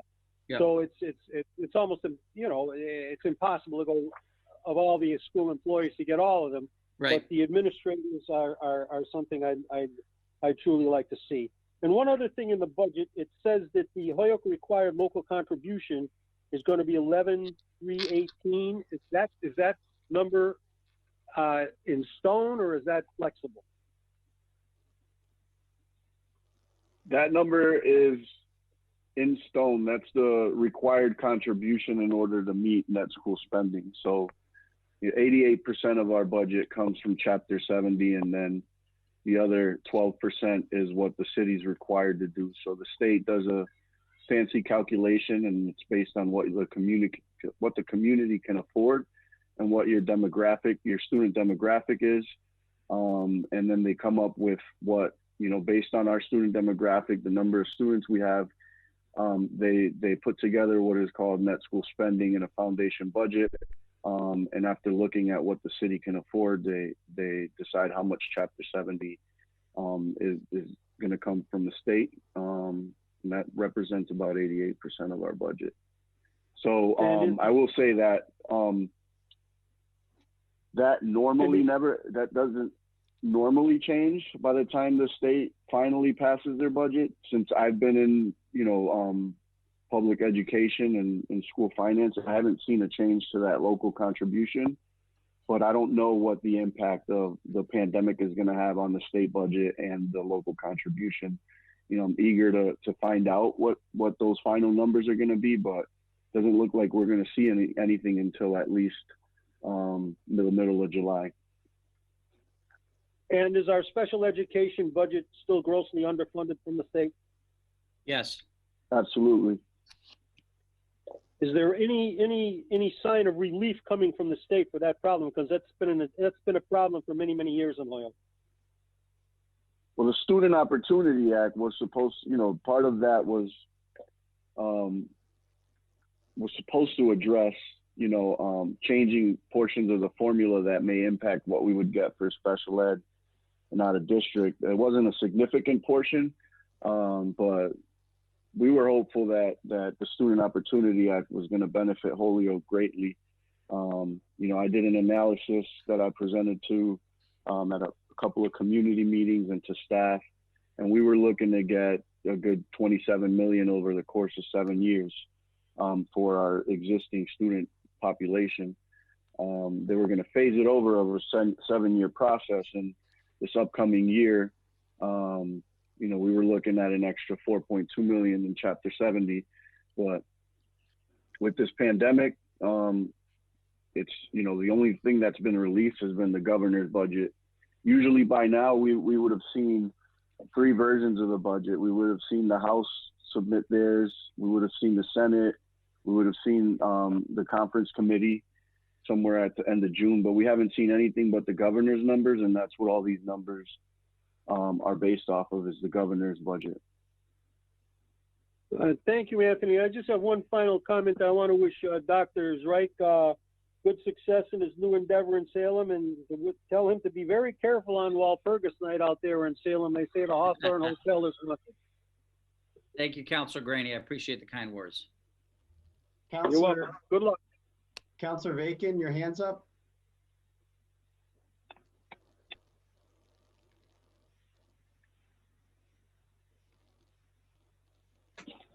So Councilor McGivern.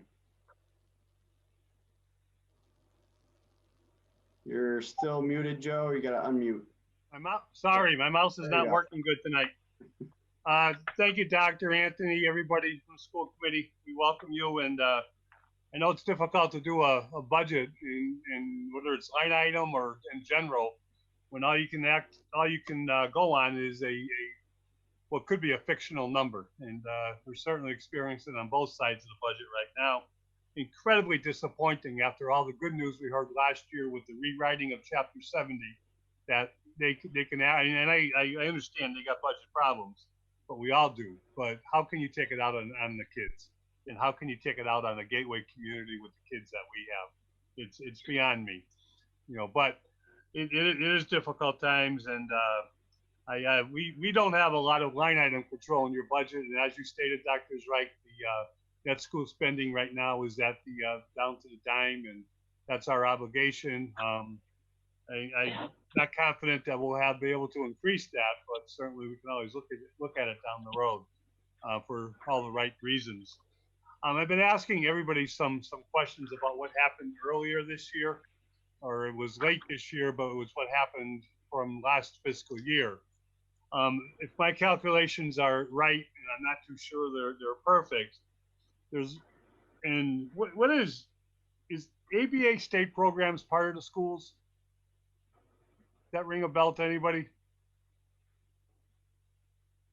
Doesn't ring a bell to me. Doesn't ring a bell to me. All right, unless the auditor tells me, I'm not going to add it into it, but the Department of Revenue, the Department of Local Services took away from taxpayers' dollars $214,757 in overdrawn and deficient line items within your budget at the end of last year.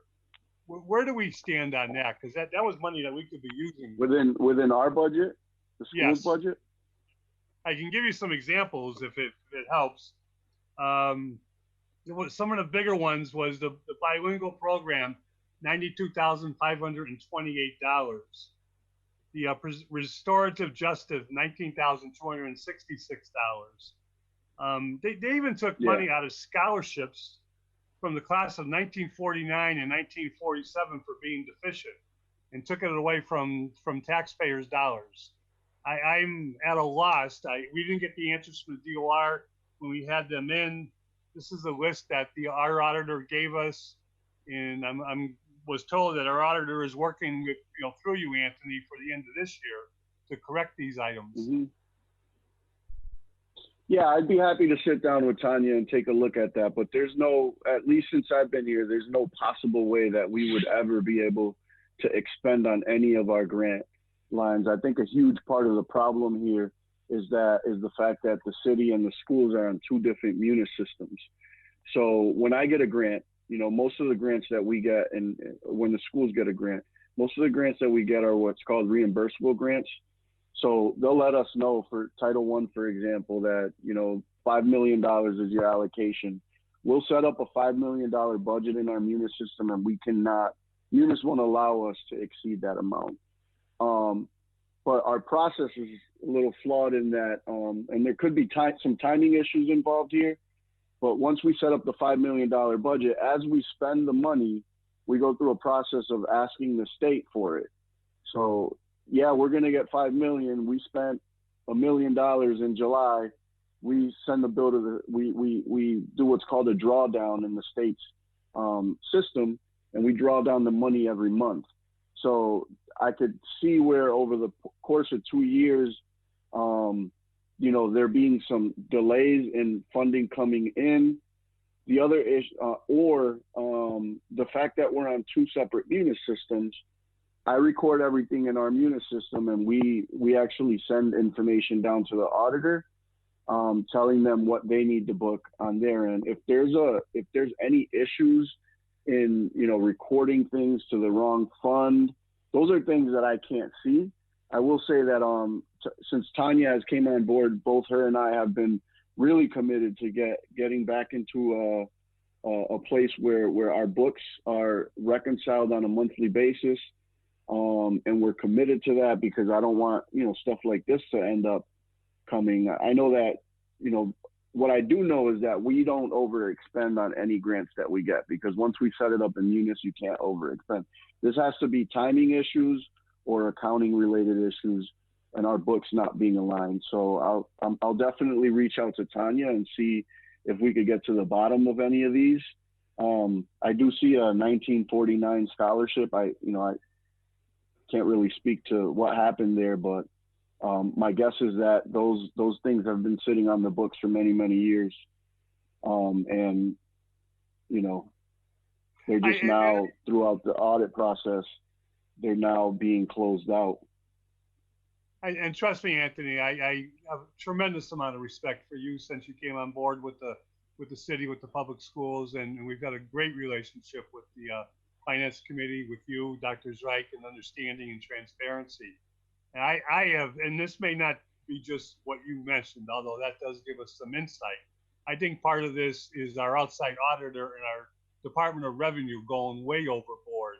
And the money I talked about is they took it away from $1.7 million in free cash that we typically could use for projects in the next year that we, you know, depend upon. That shouldn't be necessarily operating costs, but projects that we may not be able to afford without the free cash. And it actually was a backlash on the entire city budget of that amount. And we were saved only because the assessors were able to get some more money out of single family home increased in values, increase in sales and value themselves. And but you know, what struck me is in the class of 49, 47, the money's not worth getting too far into it. But to me, that sounds like that's something that would come out of the alumni, you know, setting up a scholarship fund for children that come later. I don't know. It's just, it doesn't make sense that it would come out of your budget. And why DOR would take it out of our free cash is beyond me too. But some of these are grants, and I know you have a lot of grants, which is wonderful. And bilingual education, I'm not too sure that's a grant though. Is that part of your budget? We did have a grant for the dual language programming this year. So we'll have to, you know, the first I've heard of it, Councilor McGivern, I'm glad you raised it here. We'll have to get back to you on exactly what it is. But yes, we do have a dual language grant that probably falls under the title of bilingual education. Okay. And Doctor and Anthony, I think a lot of this is accounting, not just 2 different Munis systems. But I think accountants speak a whole different language than all of us. Yep. No offense intended to you, Anthony Soto. But it's just something that we got to bring together, and especially at the end of the fiscal year, be on top of it. We're all worried about next year, and we kind of forgetting that we're also closing up this year, which is almost equally important when we get down the road about 6 months into the fiscal year of saying, oops, we got something to correct from last year. But thank you for your answers, and hopefully we can work it out with the auditor and won't have the same problem with DOR this year. Councilor Murphy? Yes, thank you, Mr. President. And let me get, before I forget, I would also like to thank Dr. Zreich for your service here. You've been a man that I've had a lot of contact with in my 18 months back, and you have shown respect and have given me plenty of access to see things in the schools, and I appreciate that, and I do wish you the best of luck. It's been a pleasure working with you and getting quick replies. A couple of things I would, not necessarily specific to the budget, but more in terms of how we get to the point where we start to make progress getting the students back. So first of all, I know I spoken to Dr. Zreich about any open space capacity in some of the schools, and I think there were about 5 schools that we had some flexibility in terms of space. So I'm wondering, do we have any plans to try to lower the student-teacher ratio in any of these schools or classrooms? Yeah, so a couple thoughts there. We're waiting for the guidance to come out to give us clear direction of what we can and can't do. And that we should get that tomorrow is what I'm told. We have continued in our budgets to maintain pretty low class sizes, especially at the elementary and middle school level relative to other gateway cities. There may be the need to, we do have some stimulus money that we received that's supposed to be used one-time money to be able to purchase equipment, to purchase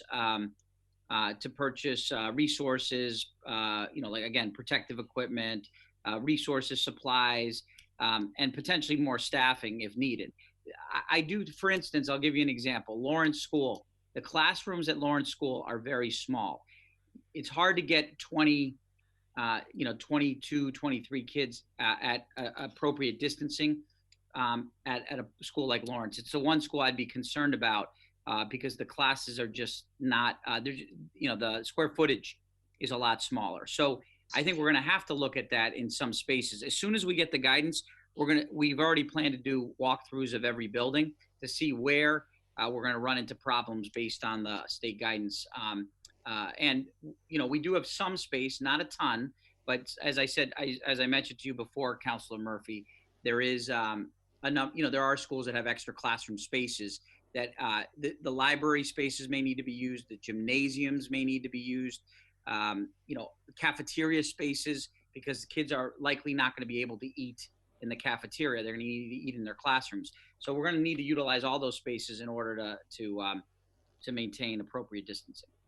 So, and if we do that, I'm assuming then some of the $4 million in salaries, some of that I hope would be for additional teachers so that we can, in fact, reduce the number of students with each teacher, both for health reasons, but also in terms of trying to get students the immediate attention they're going to need in terms of trying to make up. Because I'm an old man here, and I'm not great at technology, and I know students are a lot better, but all I've heard is it's not the same. I don't like it, like going to class. I don't feel like getting the same. So, right. And the other thing I had talked to you about, and again, you had talked about somewhat trying to figure out a plan to do some of this, would be as we go back, and if in fact we're going back in September or late August or whatever the case might be, could there be a 3 or 4 week period where we're trying to teach what really was taken away in March, so that students going in, if a student was in the 3rd grade and now they're going to 4th grade, they're not going to the 4th grade starting from behind. They would start in the 3rd grade, get that caught up, and then go in, so that maybe they're getting one less month in the 4th grade, but they're starting where they should be. Is there any plans on that? Yeah, that is the plan. Our curriculum and academic team is working on that right now to reteach the beginning of the school year, the gap, what students missed. You have to do that because I can't say with any degree of confidence that students met all the that all the standards and skills were addressed during that period from March to June. So absolutely. I'd also just point out that some of the other places that the district is going to need to look at for funding is I think our nurses' offices are going to need some more support. If kids get sick in classrooms, transporting students, we have set up isolation rooms already in all of our schools. We have them identified for we're doing some facility work, but we're fortunate that we've identified in most places an existing room. So we may need more nursing support, and then transportation. What I'm seeing preliminarily is that a third, that the buses can take a third of what they normally can take, right? And if that's the case, that's going to have significant, that'll significantly impact transportation. So we have to preserve as much funding as we possibly can. We do have some of the stimulus dollars that we've set aside for that, but I'm very worried that if the state cuts our budget more, that is not, it's never a good thing, but particularly going into this year, it's of grave concern. All right, thank you very much. And again, thank you for your time in Holyoke. And I'm going to thank you miss those for- building tours with you, Councilor Murphy. Yeah. Well, I know you never bought me a coffee though. Well, you told me you got them for free. Okay. Just kidding. Thank you very much. Councilor Leahy.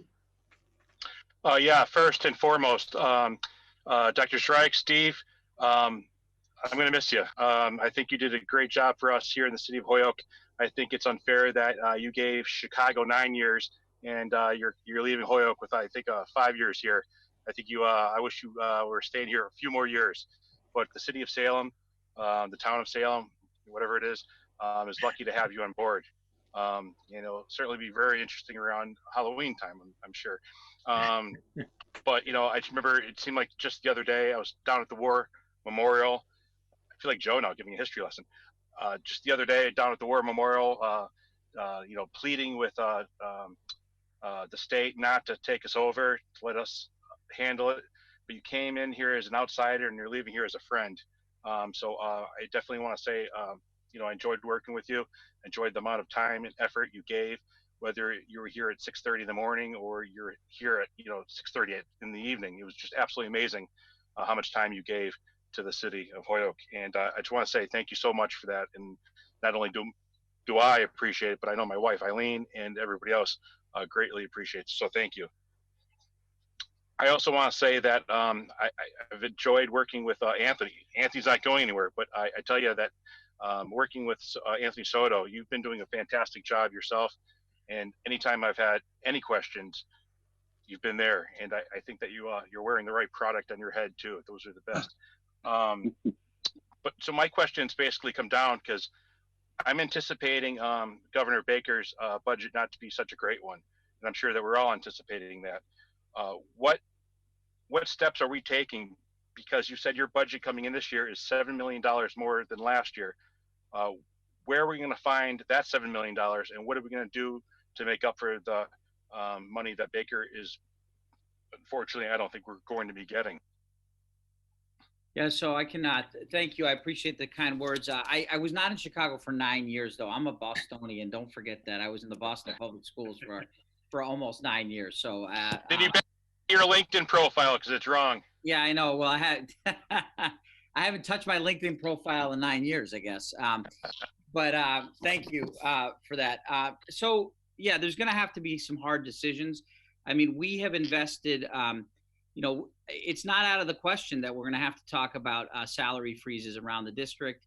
It's not out of the question that we're going to have to look at. We're going to have to look at some of the new investments that I just talked about.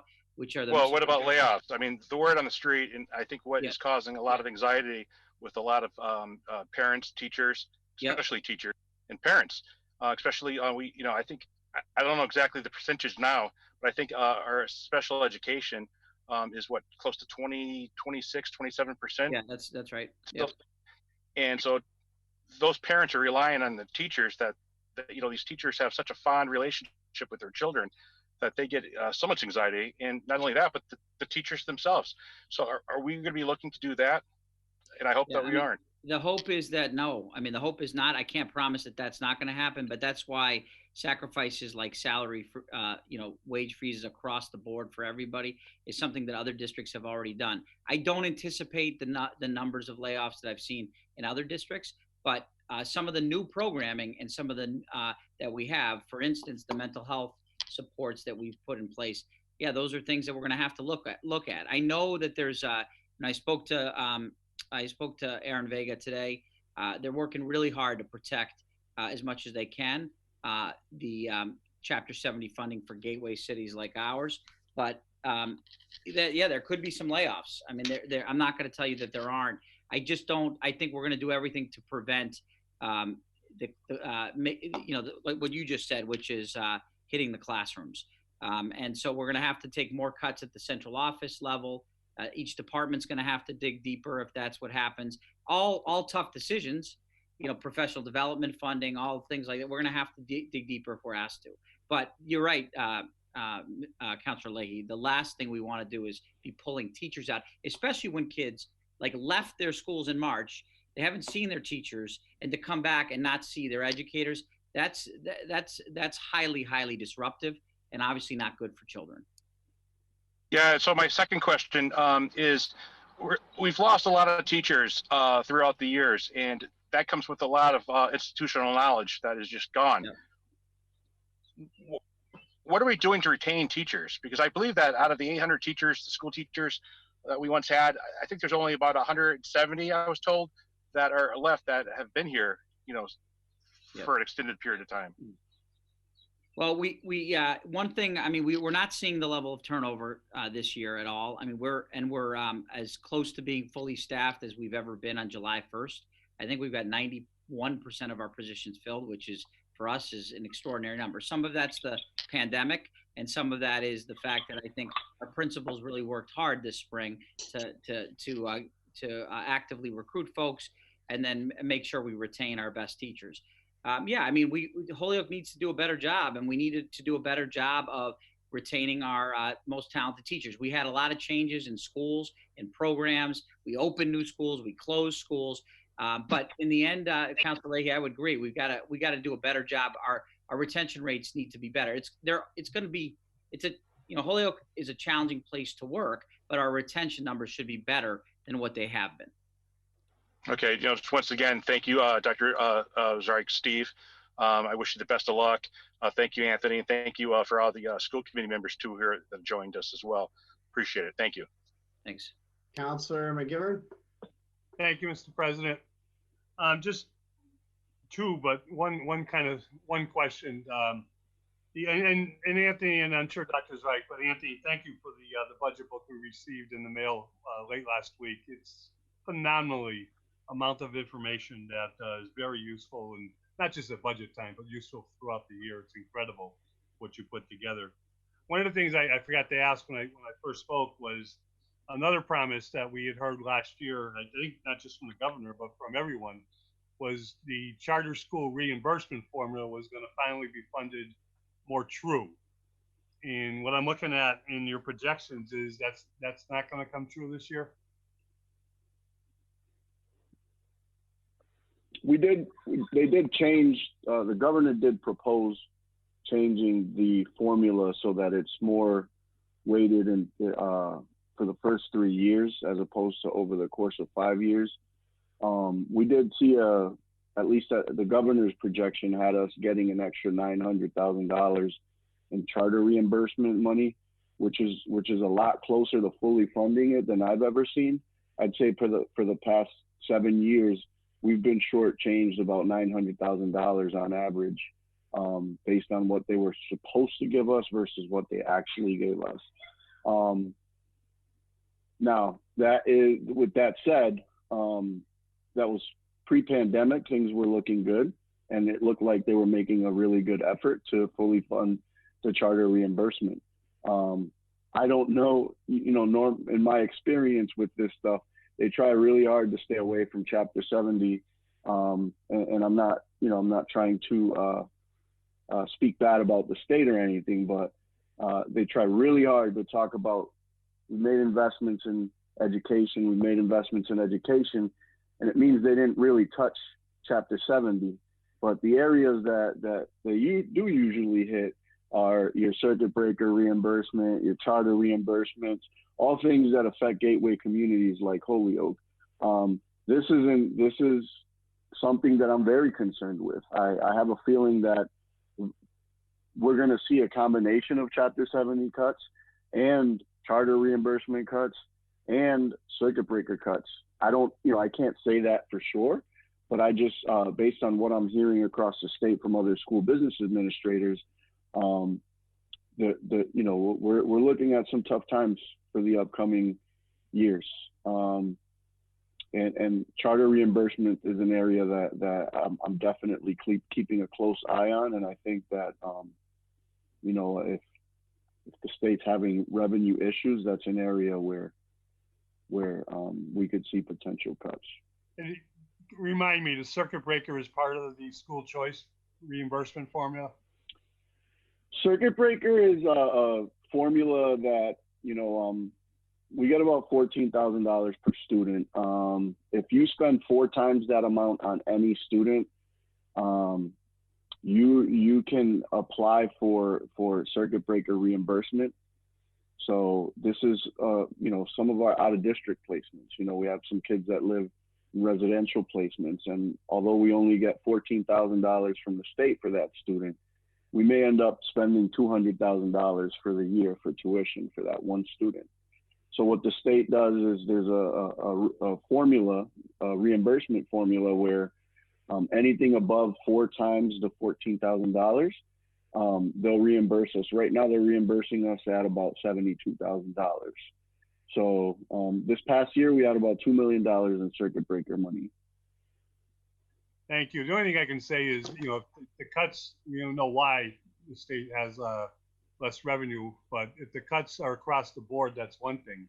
If the cuts are hitting gateway communities and not more other communities, affluent communities, that's a different thing.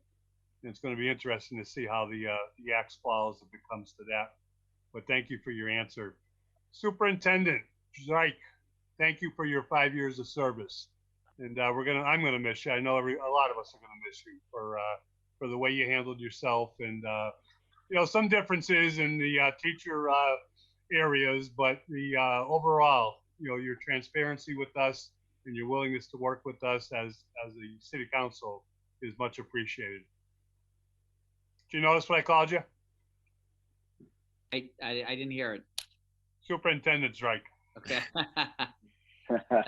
Thank you. Thank you. I appreciate it. Counselor Lisi. Thank you. I also just wanted to thank Dr. Reich for his 5 years of service here. I think he did an amazing job. It was not easy to come in because by and large, the community did not welcome receivership or the receiver. But I think that along the way, he's really done well to build relationships and move the needle. And while we have had some teacher retention issues, I do want to highlight the fact that we have increased, I think, threefold the diversity hires that we have in the public school system, and that's something that Dr. Drake has really, you know, worked to focus in on and develop support networks so that our teachers reflect more of the student body that's attending the schools there. So I really do appreciate that work there. I do want to offer just one thing. So at the University of Massachusetts, Amherst, they created several like planned furloughs, and that helped to retain programming and the budget dollars needed to retain programming. So if layoffs can be avoided, if we can do our best to, you know, retain faculty and program staff by doing some of these planned furloughs, I think that's another way to stretch budget dollars. You know, I think that we can plan around folks being, you know, laid off from work for like a week or two. And yeah, it's just one more tool, and I hope that you're considering that as something that you could possibly work with to, again, retain staff, retain programming, but plan for some time off to preserve the budget where possible. Thank you. Yeah, no, I think all those things need to be on the table. I know the community that I'm going into, that's what they did to preserve teaching jobs or faculty positions. So that's definitely, you know, the last thing we want again is to reduce our FTE again, especially given the year we're entering and the work that we've made to, you know, increase the number of programs, lower class sizes. You know, the last thing we want to do is impact that. So I appreciate the suggestion. All right, Devin, you or any other school committee member, did you have anything to offer tonight? Or I know you're on and we appreciate you being here, so I didn't want to not recognize or allow you to speak if you had anything to say with regards to the budget. I mean, I would defer to Mildred as the vice chair if she wants to add anything in there. Mildred, are you all set or? No, I'm all set. Thank you. Okay. All right, well, thank you all for being here tonight. There's no other questions from the city council with regards to the school side of the budget. I will say thank you very much, Dr. Zweig, for everything. We've had our coffee hours at, what is it, like 7 a.m. at McDonald's. My favorite story, and there are many, is I took my son out to Rhode Island to see Paw Patrol. Right. In a blizzard. It was a blizzard. And who walks by me with a Hoyok winter hat on with Dr. Reich in Rhode Island, wearing the Hoyok proud. So he was all committed to us. And I think Councilor Lisi said it correctly, is, you didn't want to go into receivership. At first it was a standoff, but then you showed that you're the right person that they put in to help us along the way. And we can't thank you enough. I mean, this book alone, people can't see it. It's a package sent in over 100 and something pages, actually 116, talking about the budget, talking about the process, helping us better understand it. Prior to you guys coming in, we didn't have this level of detail. There it is, Mike. Mike's got it up. So we thank you very much for everything. You will be missed, but remember, you always have a place here, so you can always come back when you're allowed to come back. Well, I'll always wear my purples proudly. I appreciate it. It's been a pleasure working with all of you. I know we didn't always agree, but I've enjoyed the time I've spent with all of you, and I look forward to hearing about the successes moving forward. Thank you. There's just one point to order, Doctor. There's a dunk tank when actually we're allowed to get back. Are you still going to be game for that? I don't know. I wanted to jump in the canal, but you didn't want to do it, Todd. I was told that's highly illegal, so I didn't want you to get arrested. Come march with us on St. Patrick's Day again. All right. I'll be happy to do that. I'll be happy. You don't know about the eels in the canal. Oh boy. All right, well, thank you. All right, thank you all. Take care. Thank you for your night, and we will. Thank you. If you have anything, you can always email us or get back to us. With that, we'll keep in order. We don't want to keep people too late tonight. Next is the Wistariahurst Museum.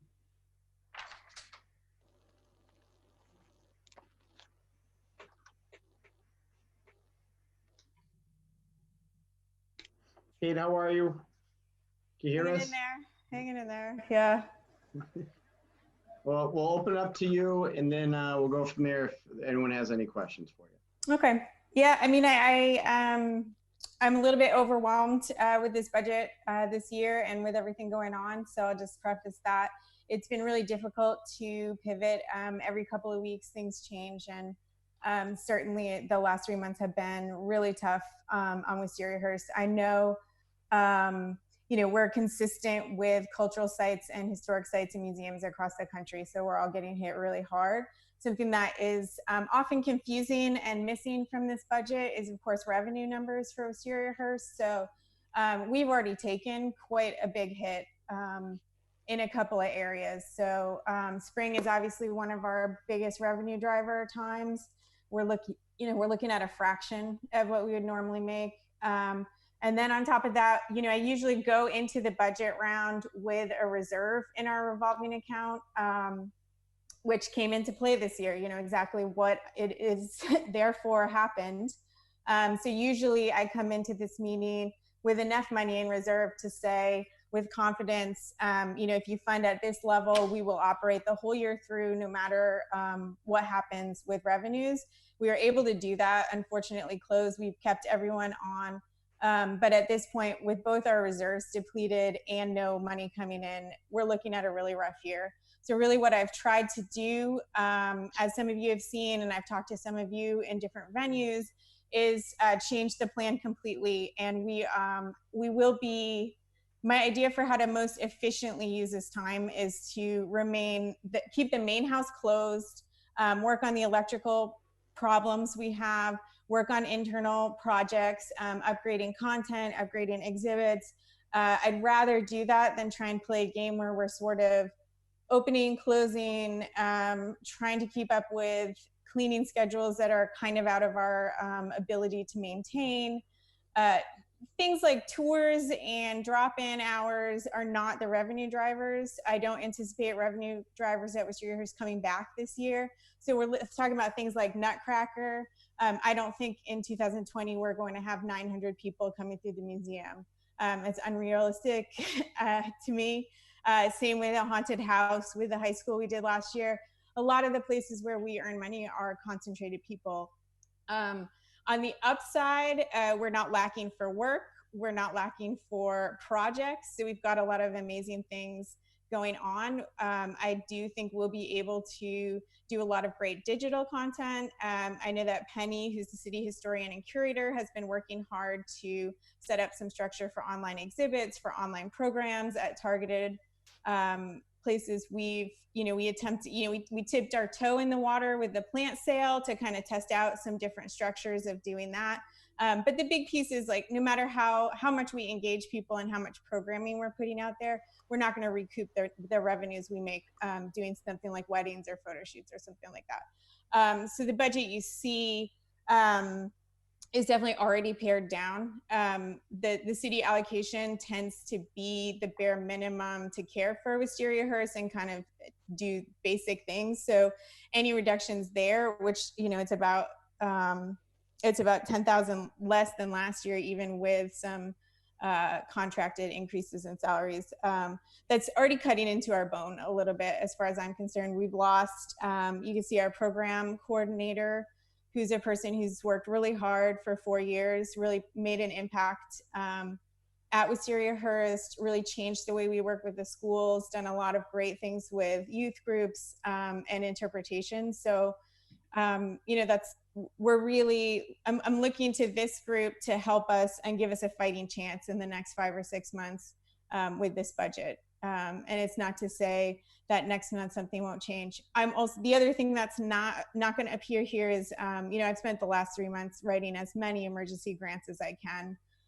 Unfortunately, as I said at the beginning, we're up against every museum and cultural site in the country. And we're starting to hear results, and we're just, we're getting some in, but not at the level, even when I did this round of budget, that I thought we were going to be bringing in to especially secure staff at Wistariahurst. Okay, well, thank you very much. With that, I'll open it up to questions if people have questions with regards to the budget.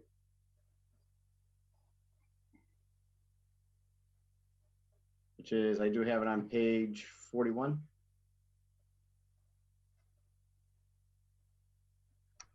Councilor Lisi. Thank you. I have just one statement, first of all, and I just want to thank you, Kate, for writing the daily coronavirus updates for the city, because they were so informative, and I know the public really look forward to them every single day. So I want to just really recognize the work that you did there, and also that you completely pivoted, the position, the job that you had to reinvent a way to use the same skill set to some extent, and get that information out to the public. So I do want to recognize and thank you for that work, first of all. Then I had a question about, like, the friends of the Wistariahurst. I mean, I know we don't see that in terms of the budget, but how much are they able to support, the museum side of the work that Wistariahurst does? Or is there a way that the friends can step up their involvement to support the budget? I mean, we are working, I know that we put some money into, like, the electrical work, and so we're using the time, I think, effectively, in that, since we can't actually have visitors in there, we can, manipulate things in some way to actually make use of the time and make these updates. But are they going to be for naught if we can't actually, run the museum as a functioning department? And so to what extent do you think the friends can help? That's the big... Yep. and I should mention that. So just to clarify, the Friends of Wistariahurst were disbanded several years ago. So that was a different support group they actually disbanded before I came on 5 years ago. So a lot of the money that is being used for the electrical repairs was actually them closing out their old account. So it's about $28,000 that they have committed, but that is restricted to the music room upgrades in particular, to sound, lighting, making that a better space, which I think is still appropriate. I think that's still the best use of those funds. And so the support group we have now is a separate 501c3 they just changed their name to avoid confusion to the Wistariahurst Foundation, because they thought it was more straightforward, and I agree, so people understand. In terms of impact on our budget in a normal year, they really cover the volunteer program, in the range of maybe $5,000 a year. And they cover, they fiscal agent the garden funds. So, we have about 30 plus volunteer gardeners who take care of those grounds for us every year. They do the plant sale, they raise the funds. So they fiscal agent their grants and their things. And that's in the range of 10 to 15,000 a year that they do. This year, they had started with the goal of supporting the electrical upgrades. So they were in the process of a small capital campaign to try and raise about $30,000 for that project. That did get cut short with the pandemic. We were at about, I want to say about $9,000 that had been raised. And I absolutely believe that they will step in and help. But the reality is they don't have the depth of funds to say save a whole position, even a part-time position at Wistariahurst. So it may be something where they can help us bridge through a bad, if the funds run out in November for a position, they can help us bridge through till we're doing weddings again. And they're definitely playing a significant role in the upgrades already. They also, their primary forms of fundraising has tended to be events. So they're also in the process of trying to navigate this new system. They don't have a big online presence. They don't have that. So I know that they're working hard. I know that I also just want to say that a lot of members of the community have shown a lot of support during this time. We're still getting in donations. We're still getting people signing up for memberships, which is absolutely amazing. So I know the community support is there. I just think we're all in this crash together to some extent. But yeah, those funds will be supporting Wistariahurst, and they will be at a higher level than normal. But a normal year might be around, as I said, 10 to 20,000, not 50 or 100,000. Mm-hmm. And if I could just follow up on one more point, because you mentioned events as like a something that's valuable for the museum itself, and then also for these fundraising activities. We are hearing, and I'm sure that you're aware, more and more events are being allowed and taking place outside. We heard from several of the departments that even small group indoor events in large spaces are going to potentially be taking place as early as late August. What is the timeline, if there is any at all, for outdoor events at Wistariahurst this summer? So as far as the governor's phases are concerned, historic homes, outdoor spaces at historic homes are open, but not allowed to have, unless it changed today, and I apologize, I'm behind on today's, but I know they weren't allowed to have facilitated events or programs. So people can be there, we can't gather. We can't yet do public tours. We had some landscape tours and things like that. As we ramp up, that's what you're going to see from us. You're going to see even lectures outside. Again, Penny Martorell, city historian, has plans to continue to do a lot of the outdoor walking tours she's done.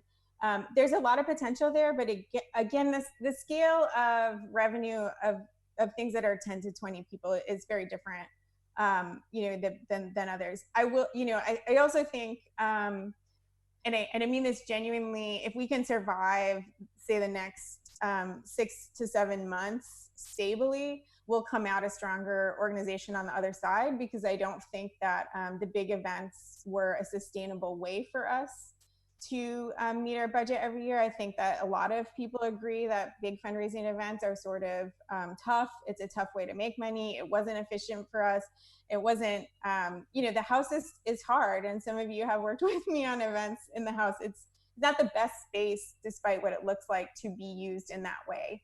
So I think my goal would be to make it through this, even if it means reducing, condensing, but to come out better. I think we can do that. I think we can squeak by with this budget. It's going to be tight. It's going to be very tight, and it's going to depend on a lot of factors, like you said, of when we can open, when we can't.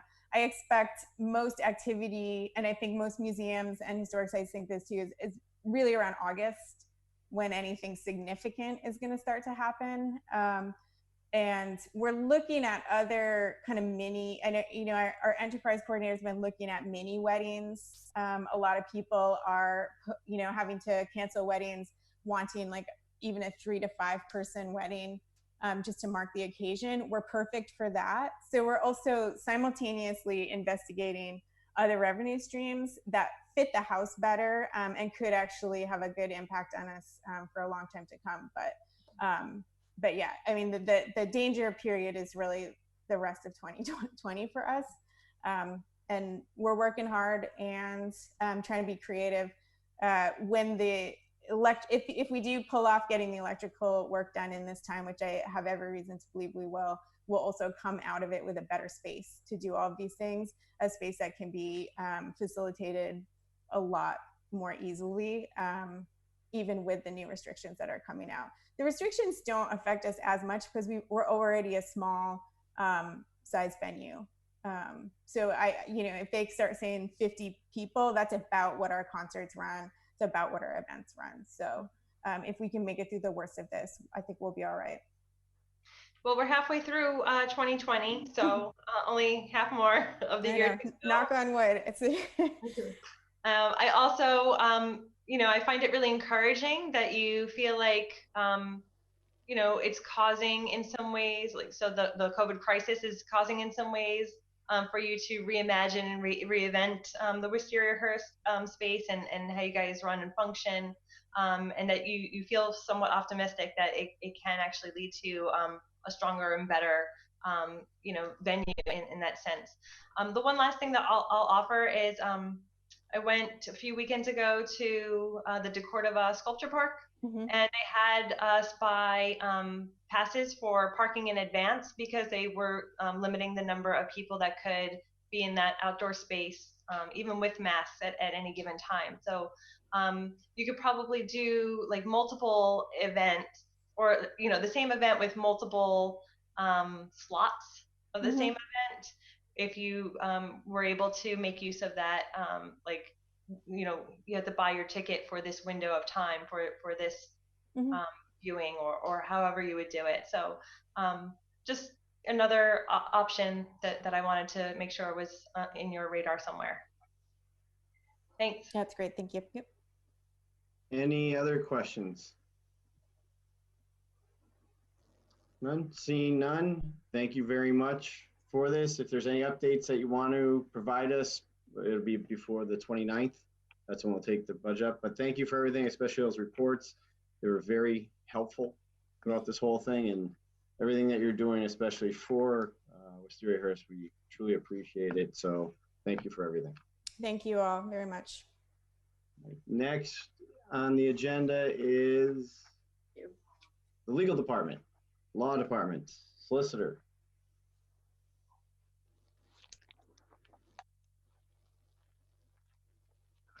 Crystal, how are you? Good, how are you? I'm doing well, thanks. So we'll turn it over to you if there's anything you want to update us on or add to, and then we'll go into the budget itself. I don't have too much to discuss as a whole. I mean, we pretty much run on a similar budget every year. I did look at our outside counsel because I know it was an issue. We are at half of what we spent last year, and just over half of what we spent the year before that. So we've certainly cut outside counsel, even with losing attorneys. At one point, we were down to just 2 of us in the office at one point when Chris and Paul both left. So I'm a little proud of that and wanted to point that out. Some of our budget is a little hard to estimate. We're not really sure when the courts are going to be back in person. So a lot of our in-state travel, supplies, things of that nature are a little difficult for us to estimate without knowing what the future of that looks like. The courts are saying possibly September before we actually get back in person, if that. So we're looking at a lot more remote access. We're in constant touch with IT about making sure that we have the capabilities necessary. The judges are encouraging video conferencing, as well as making sure that we're able to present evidence and be prepared in a way that we're not used to. I don't really have much else. We did get a new copy machine. You'll see that we reinstated our R&M office equipment budget. That's to cover the copy machine that came to us from the purchasing department. There's been rumor that there may be a citywide update to copy machines and contracts, et cetera, but until that point, we do have to cover our lease for that machine. Otherwise, I think some notes were provided to you as far as what each of our budget line items goes to. I don't really have too much else, but I can answer any questions that you have. All right, are there any questions for legal? Councilor McGivern, are you? Yeah, all right. I thought Your hand is up. Hi, Crystal. Salaries. Your department have seen a lot of shifts and lawyers have come and lawyers have gone. Can you just walk through the current salary structure as compared from a budget point of view compared to, who's receiving what and why? So right now we only have 2 assistant solicitors, and we currently don't have a solicitor. One was not appointed. We're fine with that scenario until the mayor wants to appoint somebody or a new mayor comes in, or however that wants to work. There's only 2 assistant solicitors right now. We have hired outside counsel to cover our labor, and we really think that's a good fit for the office. As I mentioned in a prior meeting, we are only contracted with him for 6 months right now as a trial basis, but he seems to be definitely an integral part of our operations. We've kind of absorbed some of the other functions of what that 3rd assistant solicitor would look like, but we certainly could find other ways to utilize another attorney in the office. As far as, revamping tax title, going heavy on code enforcement, our litigation, keeping that in-house, it would all definitely behoove us to have another attorney. There's always something to do, and we would all love to stop working, 12, 14, 15-hour days. We have an associate solicitor that is fantastic. I've asked for increases for her as well as our paralegal. She's also stepped in and done a wonderful job kind of learning the ropes, especially given the scenario that she came into. We had just done a lot of turnover, and then shortly after we went into a pandemic. So everybody's really stepped up to the plate and done whatever was asked of them. Currently, all the assistant solicitors are at the same salary across the board. For next year, I've asked for a large increase across the board. Our turnover shows that we are not getting paid enough money to keep attorneys in their positions. The private sector would pay twice as much as what the city is paying for all of these attorneys. So to keep good talent, we need to pay for good talent. We had somebody back out on day 1 that we were trying to hire because I'm pretty sure he looked at the salary and had another offer and went elsewhere. And it would have been a phenomenal person to have in our office. I think we'd keep people if we could increase our salaries. So I've done a budget that would increase salaries for that assistant line item, not only to cover the fact that I've been acting out of grade since Attorney Payer left, and I'm looking to be compensated for that. I'm also looking to increase compensation for the other assistant solicitor as well as anyone we bring on board. I think it's necessary. Last year, I did very minimal increases We were kind of in a state of turmoil with a huge turnover, and rather than make waves, I just brought everybody up to an even 60,000 across the board. This year, we've been busting our humps. We've certainly put in 24/7 work. We're answering emails throughout the pandemic. We're trying to keep up with everybody's demands as things are changing, and I think it's well deserved. I think it's time for a large increase, and it's nowhere near what the salary study would give us, but it's at the next step according to our step system that we have for everybody. So you'll see that there would appear to be small raises, but they're a big deal to us. So that's what I've put in for this year. And on the acting out of grade, acting city solicitor, you right now are filling the role of city solicitor. And I've always said this is the city solicitor is the only person who can, the only attorney in our staff who can sign off on a legal opinion.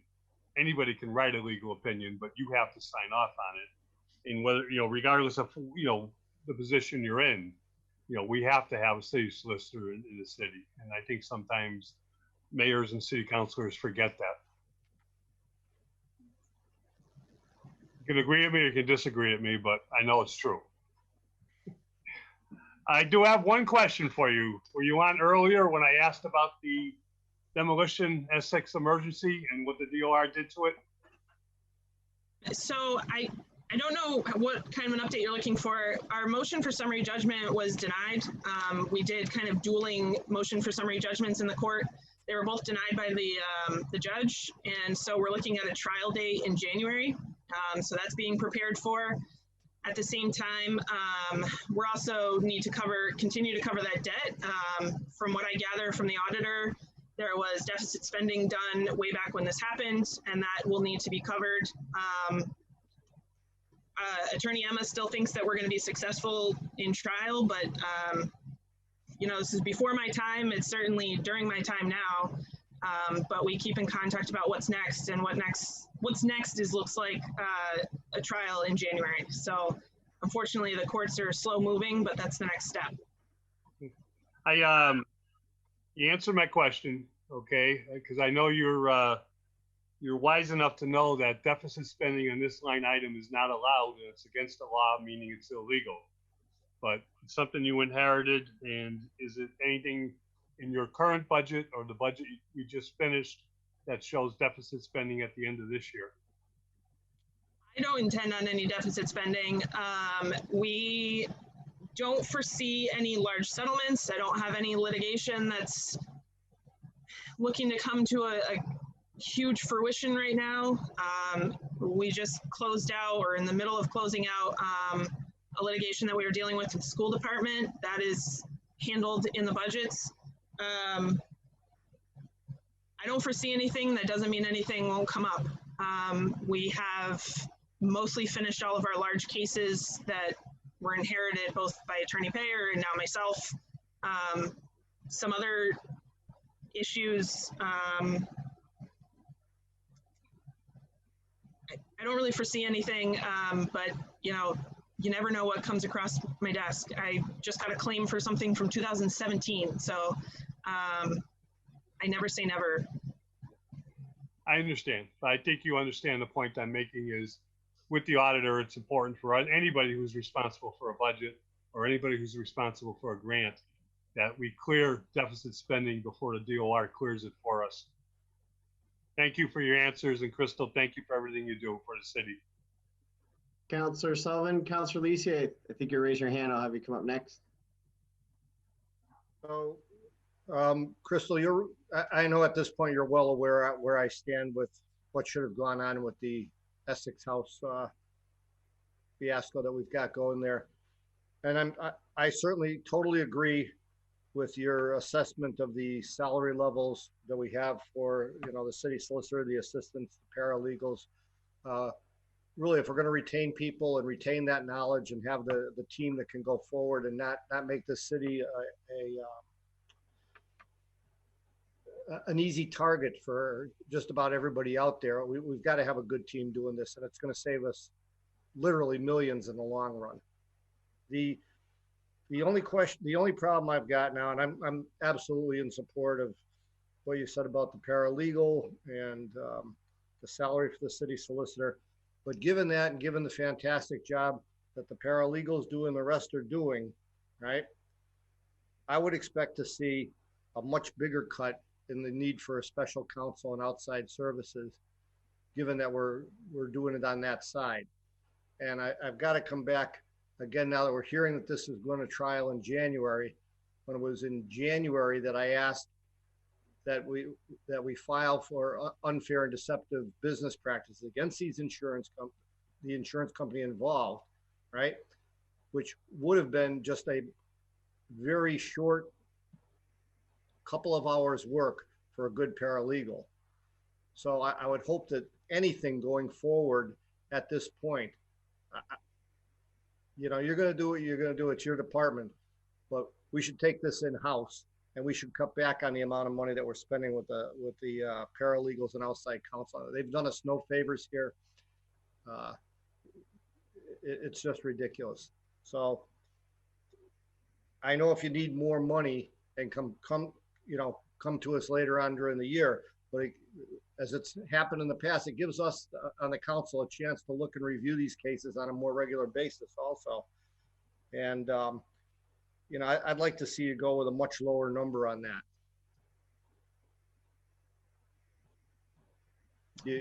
I mean, we do have a contract right now that we're looking for outside counsel, and if we continue to pay him at the rate, that's $36,000 right off the top of our special counsel budget. That's not accounting for the fact, you know, he really didn't come in until much later in the game this year. I think there's only 2 payments that you're seeing out of our special counsel for him. So you're looking at $90,000 we spent on everybody else. I'd love to see our bankruptcy continue. I think there's a lot of lost money there that, you know, we're not keeping track of the notices of claims. It's a specialized area that nobody's ever tackled. We don't have extra staff to get involved with that. I'd love to see more outside counsel for bankruptcy continue. He did a phenomenal job. We gave him a budget, honestly, of what we'd like to see that charged under, and he stayed within that budget. I tallied it up today. He's right around the $10,000 mark that we thought that litigation was going to take. And sure enough, all 3 properties went to sale. We've got new owners in them. We got a phenomenal result there. So I'd love to keep him or, you know, somebody else around to continue with more work in our bankruptcy field that we really haven't touched in years past. Our code enforcement, we'd love to see more commercial properties dealt with as far as code enforcement goes. That definitely falls under the radar, because it's so far out of what our usual workload is that we'd love to have outside counsel be able to do that. CDBG is looking into getting more funding for us to do that so that we can handle more of those properties, but we could certainly use outside counsel there. So where we've saved money and where we would love to cut money, I think we can definitely fill that void and stay within the budget that we're looking at now. So as much as, you know, you're looking at one case, I'm looking at every case we've ever dealt with in the last 3 years that I've been here. And I think our outside counsel is a huge asset to our department, and I don't want to cut that budget any further.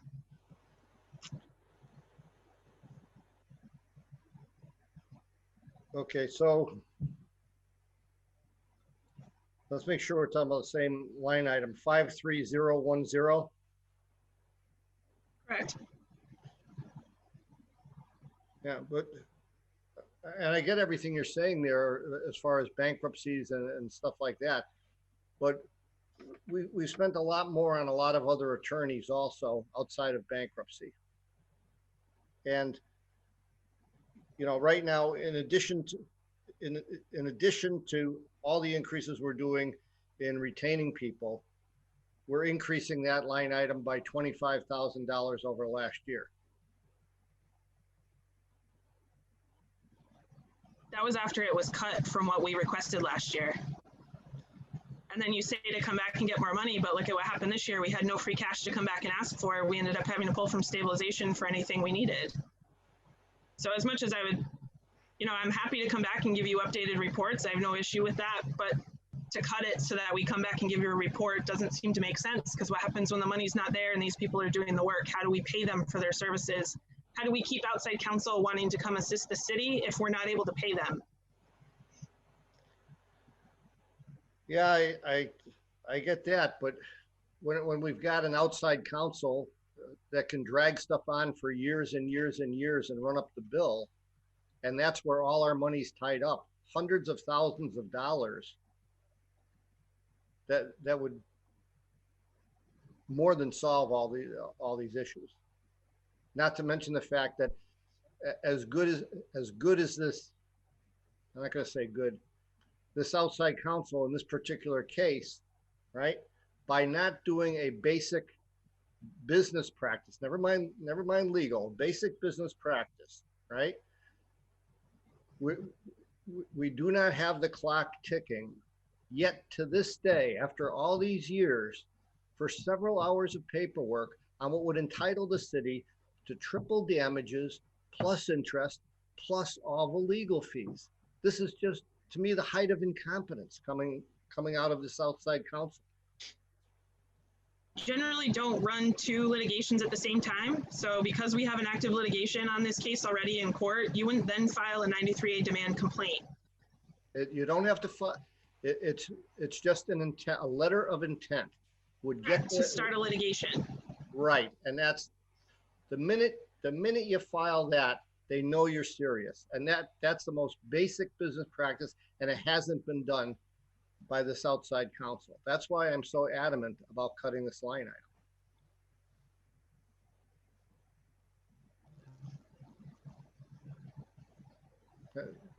item.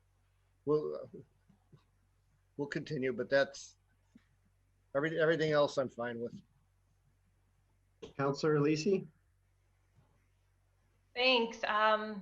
Crystal, thanks so much. I definitely support salary increases. I wish we could have taken up the salary study this year, but it got diverted due to COVID. So it's definitely still on my agenda as chair of the ordinance committee to investigate how we can perhaps utilize the salary study and then prorate it so that those numbers are more reflective of, today, considering it's almost a decade old, that salary study.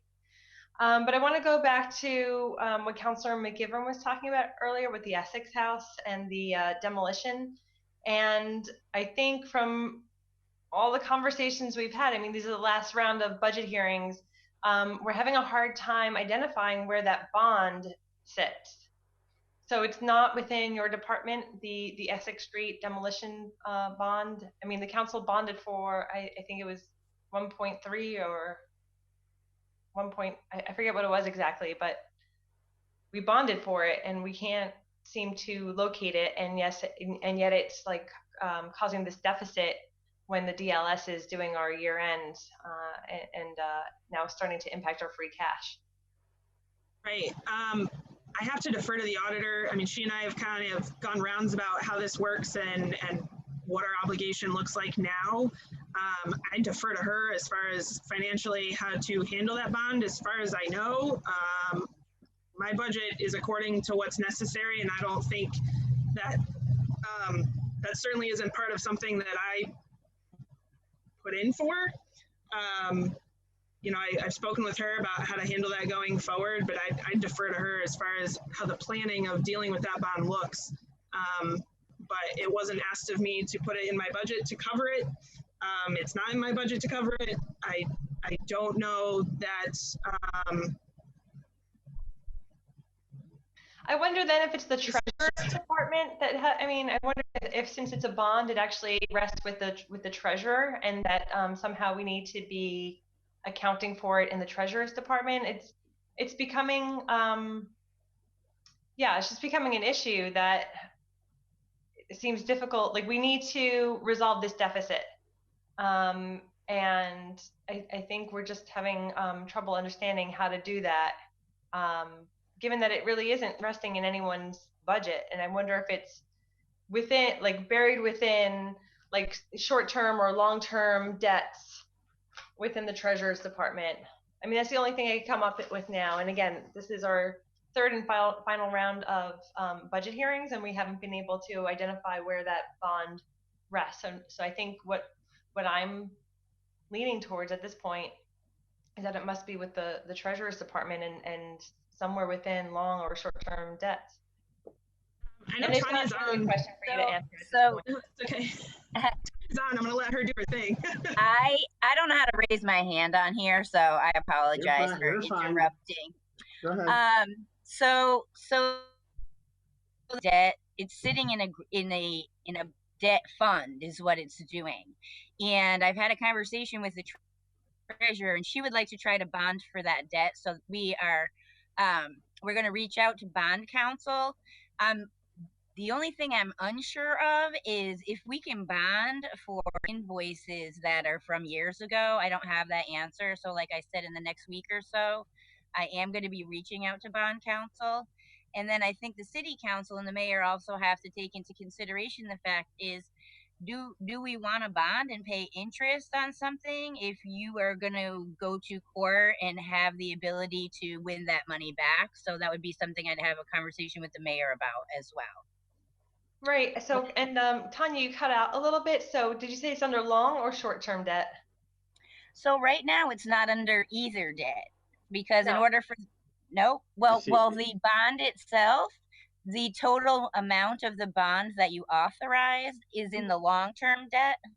So, but the $90,000 that's in deficit is sitting in the grant fund, which is similar to, a debt fund, which is similar to like a grant fund. That's how you account for it. Okay, and so what the treasurer wants to do is bond for this remaining 90K. So it's no longer sitting in the debt fund, but then we would wind up paying interest on it somewhere else.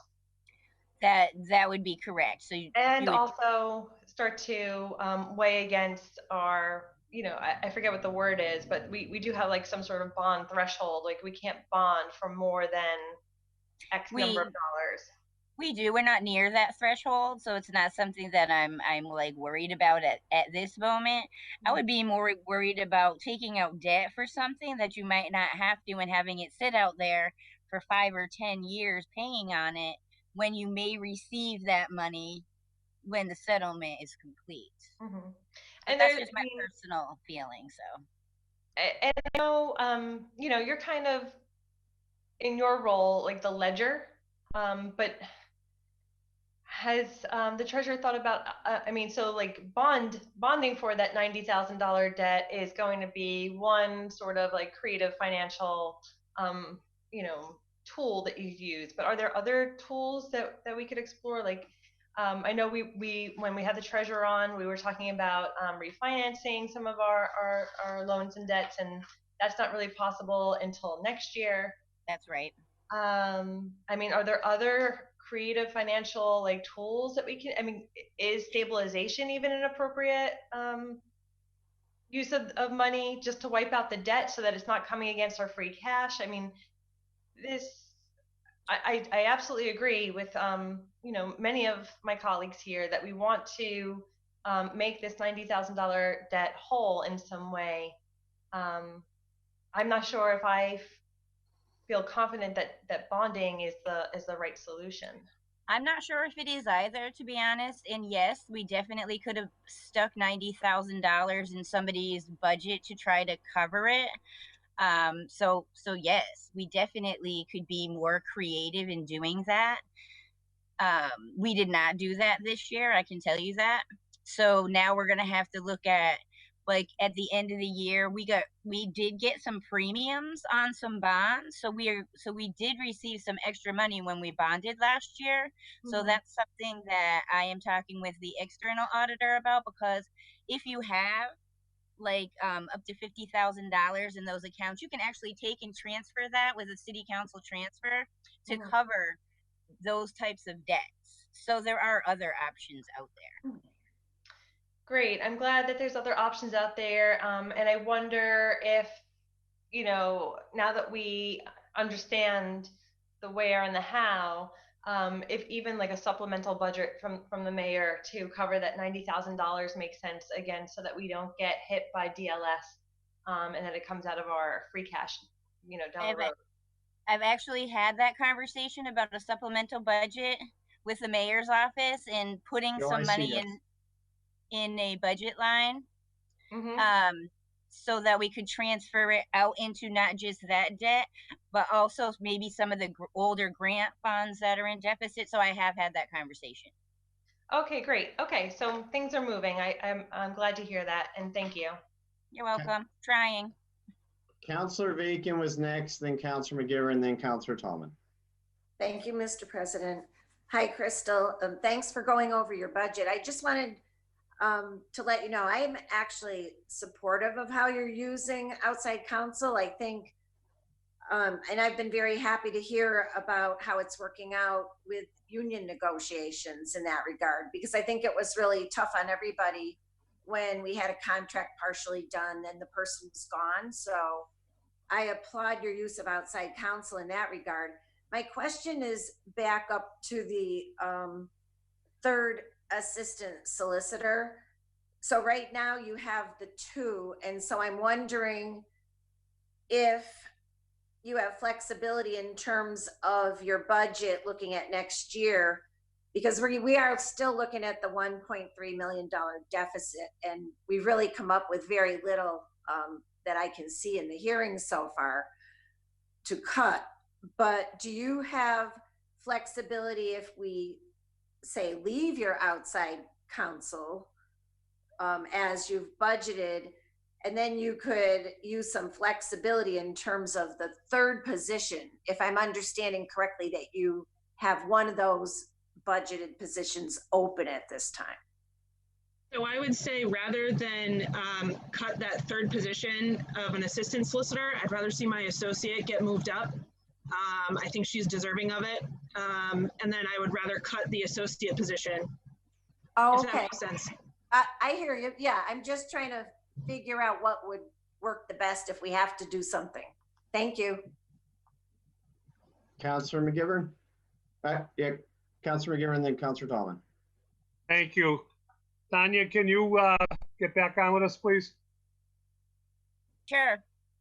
On this, back to this 94,000, and this is the same questions I've been asking all department heads about why invoices were not paid, and why do we have overdrawn accounts, receivables that are out of place, and or deficits within grants and things. And you've given us a list when DOR took $1.7 million of our free cash to balance these items.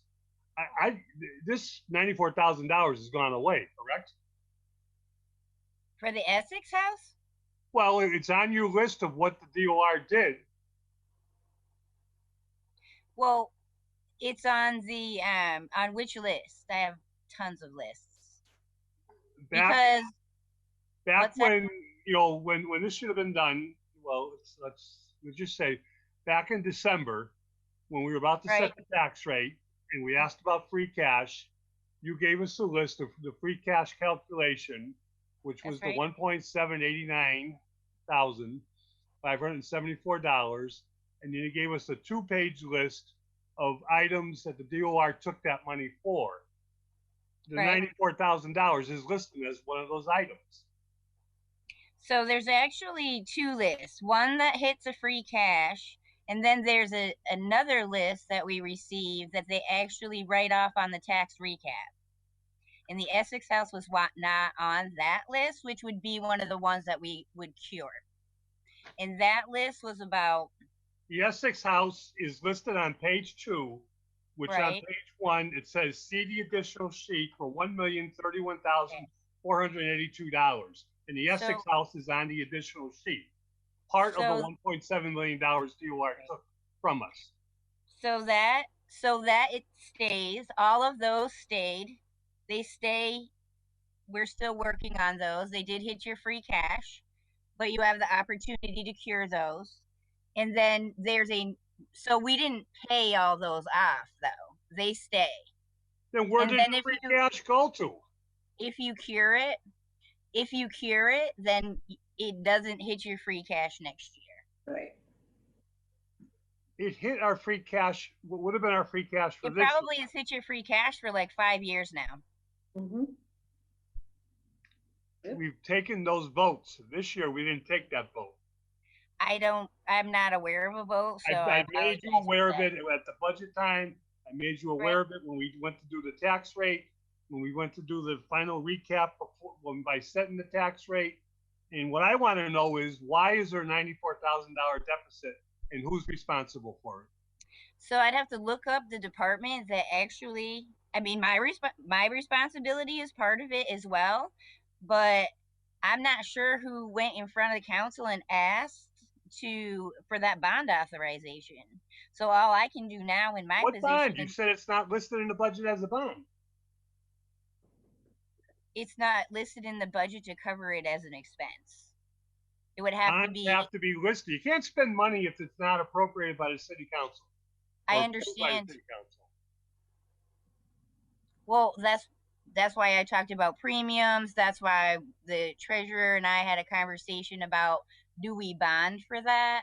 And I had a conversation with the mayor's office. Do we put money in the budget to transfer into special revenue funds? Is that something that we want to do?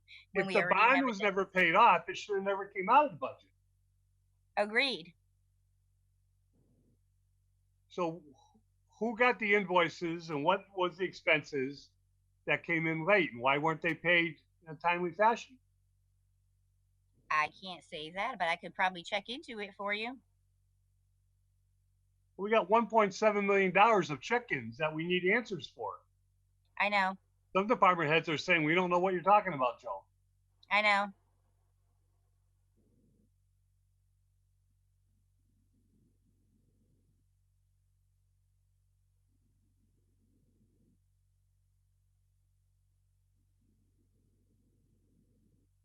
Maybe we can, in essence, follow up on this one, Joe, and finish off with the solicitor. Can I make a suggestion, Mr. President? Yep. Next, you have our final hearing scheduled to start next Monday, the 29th? Correct, and 30th if need be. If need be. Before we get into motions to cut, and I understand that there's a new recap sheet that's coming in, that there's some new information from the state. And we have a line item on next week's budget, first, before we motion to cut, and we can revisit the recap and revisit where we stand with revenue coming in, and have a clear understanding from the mayor and the auditor what revenue, and from the state if possible, what revenue we're going to receive this year. Because I know it's like this every year, and it changes by October, but I've never seen anything like it. And what DOR did this year is I still have not gotten a clear explanation of what DOR did, and without us voting on it. In prior years, we voted to balance the budget with different deficiencies and overdrawn accounts, and what we were, with the tax ceiling limit itself, and we've done that. But this year it was done, and then we were told it was done, and now we're being told it's not done. We'll have that on the agenda first. Thank you. I'm done. Thank you for your time. Councilor Tallman is next. Yes, thank you. Thank you, Crystal. My question's sort of in line with Councilor Bacon's. I was looking at that third position that you didn't fill. So you would be okay with cutting that associate solicitor and putting that person up? I mean, I certainly hate not having the ability to fill a position. I think we can always use more people, but I think we could strategically possibly find outside. If you leave the outside counsel the way it is, and we look at lawsuits that we have going on, I think we can maybe strategically find people to fill some holes. It's always terrifying to say I don't need people, but if the city needs the money, we'll function and we'll figure it out. But yes, if you're going to cut one of the positions, I'd rather cut the lower position, which is the associate, and leave the assistant solicitor positions open so that I can move our associate up, give her a raise into a better position, and then should we need to hire somebody, I'll hire for that associate position. Okay, is that okay to do that? I mean, legally, is that something that we can do? Just take that person, and if they've only been there a couple of years, and give them that type of raise? Or oh, absolutely, I think she's more than deserving of that position.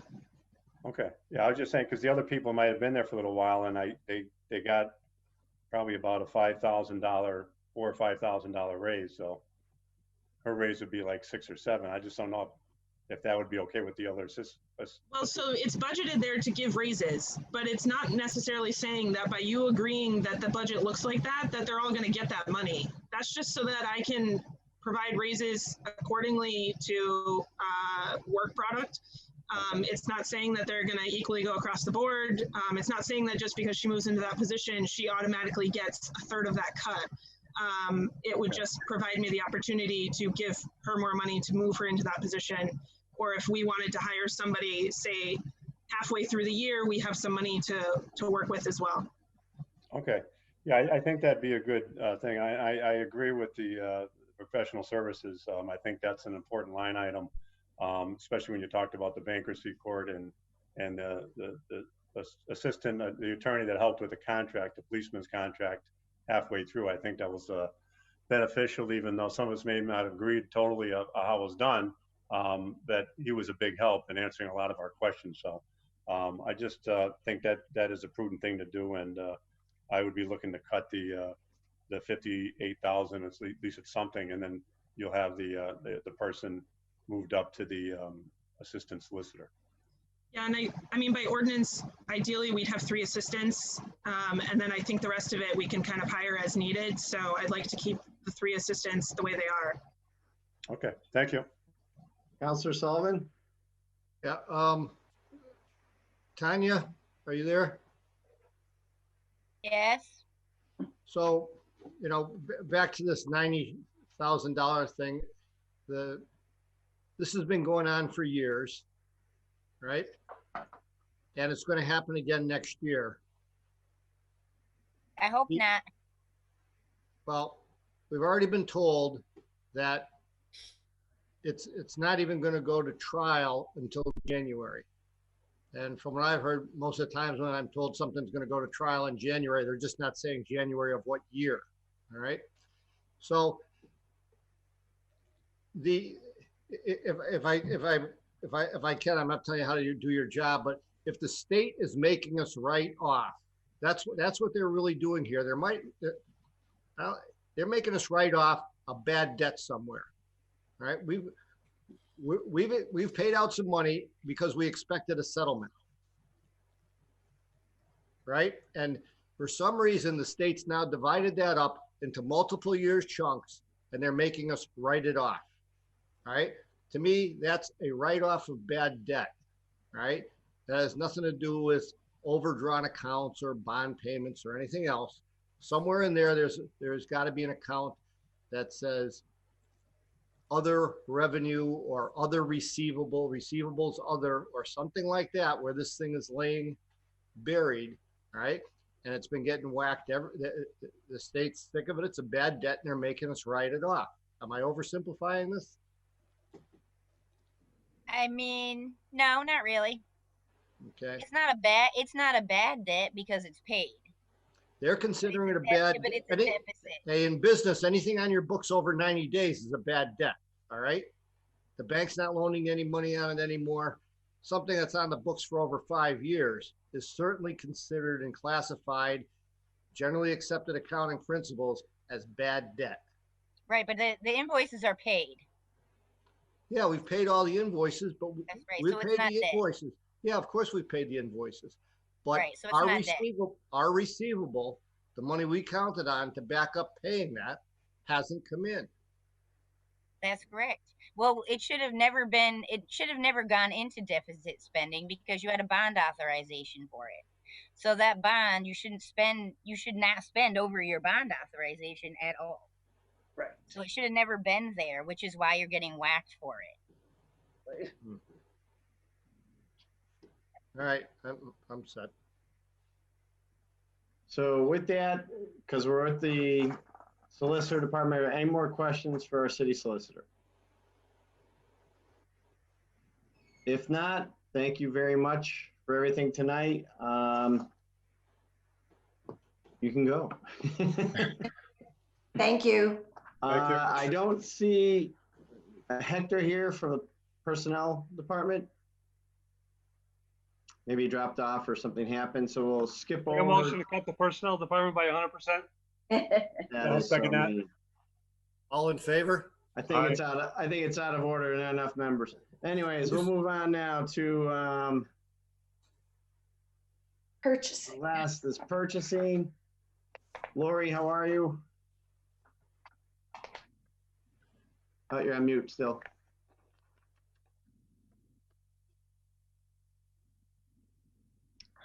Ryan, can you, is she, oh, there you go. Better? Yeah, how are you? I'm good. Good, thank you. How are you? Doing well. Thank you for being here. Kind of like what you've been seeing, just going through, if you have updates in the beginning, and then we'll jump into the budget.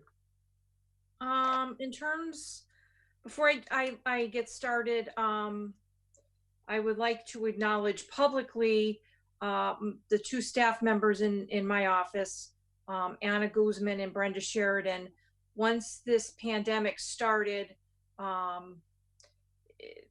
it became what was essential services, and you know, we had to come up with a plan of what that would look like, and we were able to keep the office open a few days a week, the three of us coming in various shifts, and that was enough just to kind of keep the paper processing for the key departments, police, fire, DPW, and the school department. So they don't often get a lot of accolades, but they stepped up to the table. They were willing to work. It wasn't a big ask, and they showed up every day, and we got the work done. So I feel like they need a shout out. So in terms of the budget, it's pretty well straightforward. Under the expense line, what I tried to do this year is to really break out each specific item that we would be paying out of that budget number. And I think hopefully it'll be more clear to the counselors to see, you know, exactly what everything is in under a certain object code. And I think by expanding it, it should make things hopefully clearer. And it's been clearer for me, for sure. And I did at the end of last year, I spoke with Hector, the mayor's office, and I had asked if I could upgrade and reevaluate the two employees in my office. The NAGE contract, from my understanding, is continuing to be negotiated, and I think the timing was right to just look at a reevaluation and kind of try to get my two employees kind of more current with the rest of the city. I rewrote a job description for inventory control coordinator. That is a very outdated job description, as well as the head clerk, and all that has been submitted to the mayor's office and to with Hector. I think we would have had some progress on getting the reevaluation supported had it not been for COVID. So you could see where I had requested, and then the mayor had brought everything down to level funding. If there's an opportunity, once we understand the state budget and what we may have left to work with, if there's an opportunity to revisit that in this budget year, I would like to be able to do that. So that's from a staffing point. Other than that, I think the budget is as thin as it could be. I've moved some things around. I deducted some things. And I'm open to answer any questions you may have. All right, any questions? We're here at page 4 for everyone. Councilor Bacon, were you?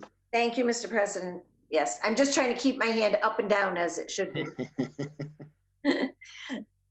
Thanks for coming in, Lori.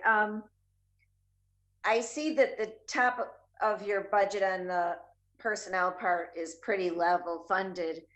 And so I'm looking at, and I see how you broke out the phone charges Is this a charge you took into your department out of another department, part of it? Yes. And which department did that come out of? I want to say IT. All right.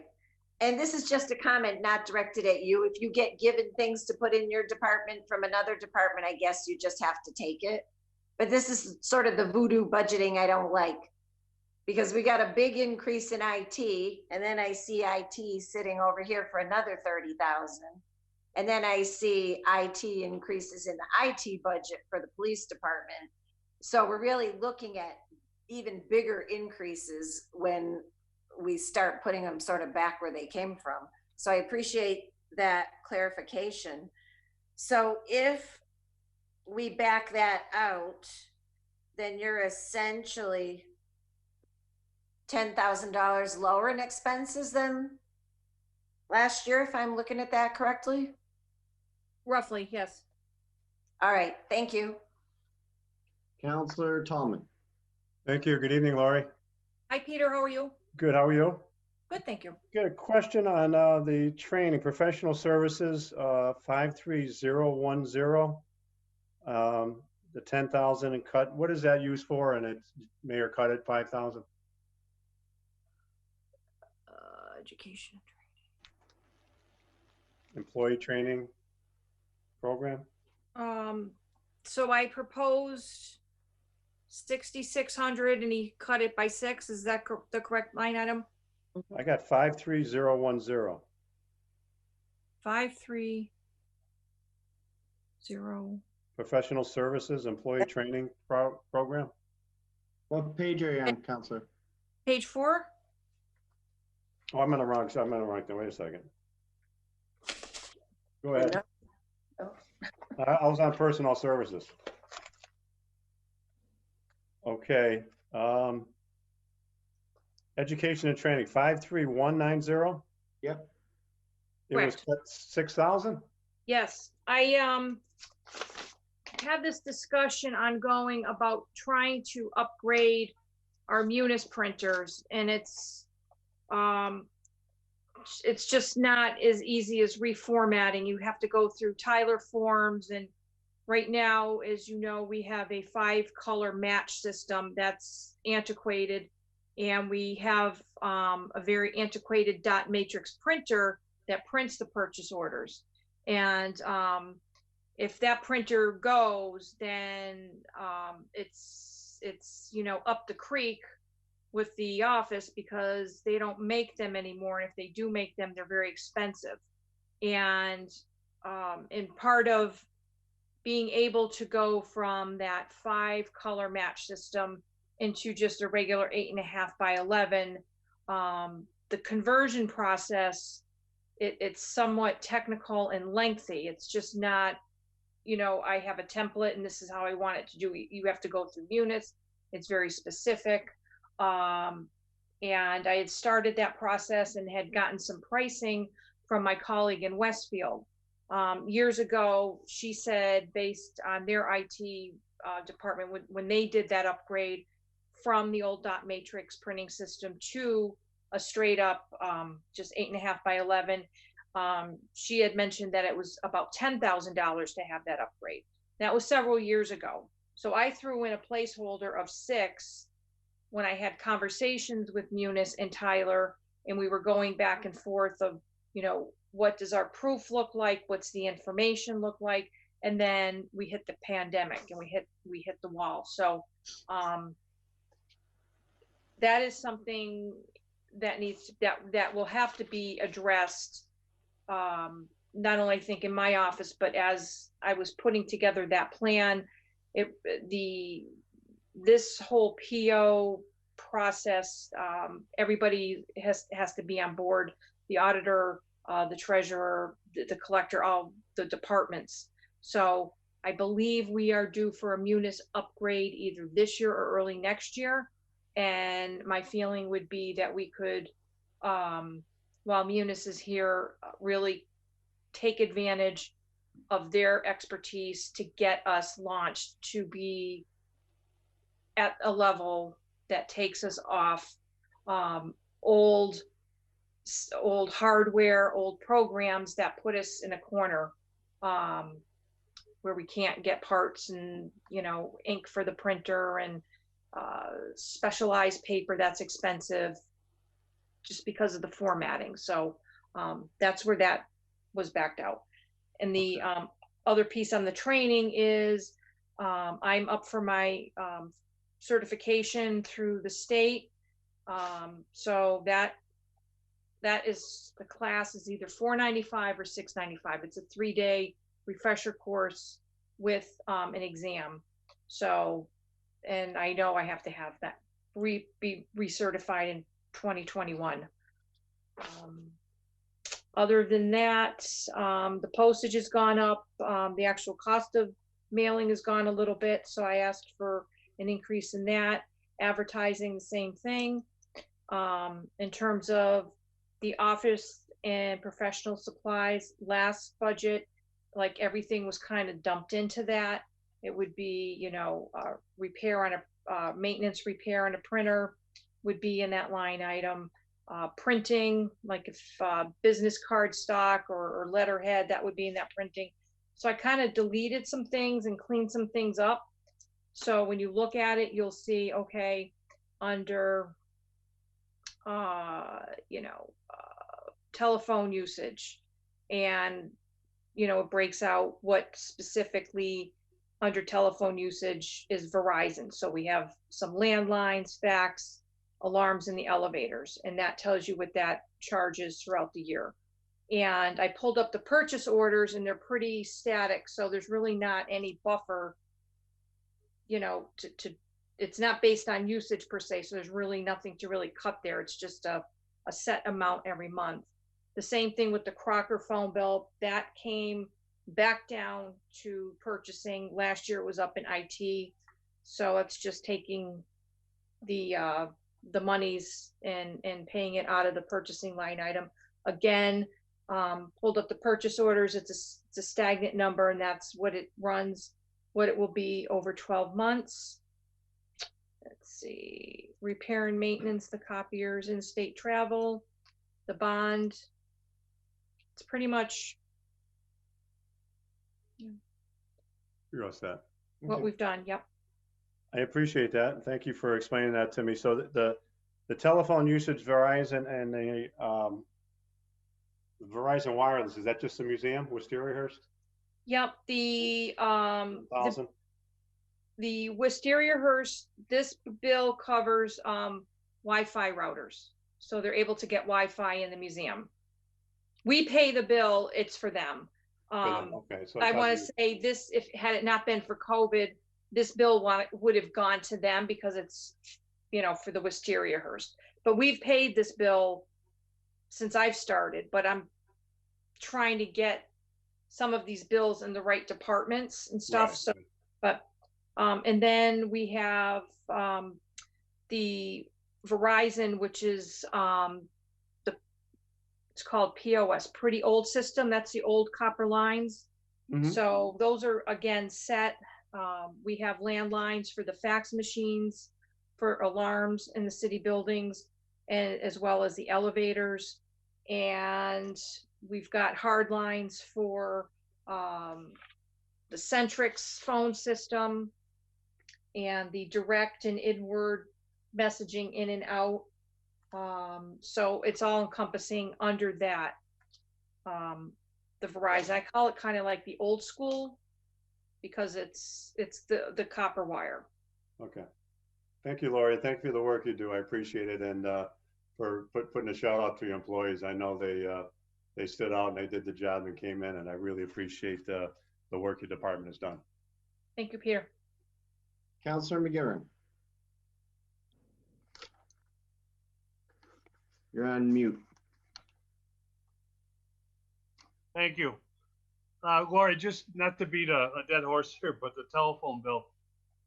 What is the telephone usage Crocker? Crocker is our main phone line, our citywide systems in-house that runs off the internet. And how long has that been around? I want to say we're going on our second year. Okay. So When I first started, the whole phone system was breaking down, and there was a point where we had to go like to Florida to get an old CPU to manage the phone system. And so it became almost an emergency, and we got bids with Crocker and with Valley Communication to see about upgrading and doing the voice over data. That's the internet. And so eventually, you know, we went with Crocker. They came in with a better proposal, and we converted off the old data link system into Crocker Communications. So it's a brand new expense. It's not an old expense in the IT budget. It's been there for at least 2 years. Okay. Right. But there's nothing in the IT budget for fiscal 20. There's been no telephone usage in the IT budget since fiscal 19.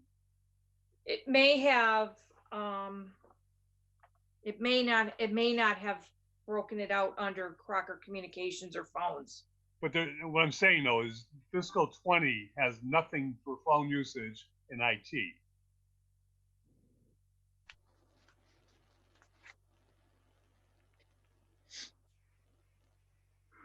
Okay, we're finishing fiscal year 20. Right. And there's nothing in the IT budget this year that shows they did anything for phone usage. Your budget shows 40,000 was allowed, and at the halfway point, you'd already spent over 25,000. Yep. What's your final budget for telephone? Right, you're right, Joe. Yep. It was, when we first got the system, it went to IT, and then it came back down. We have it now, and I wanted to kick it back up to IT, but it's staying here.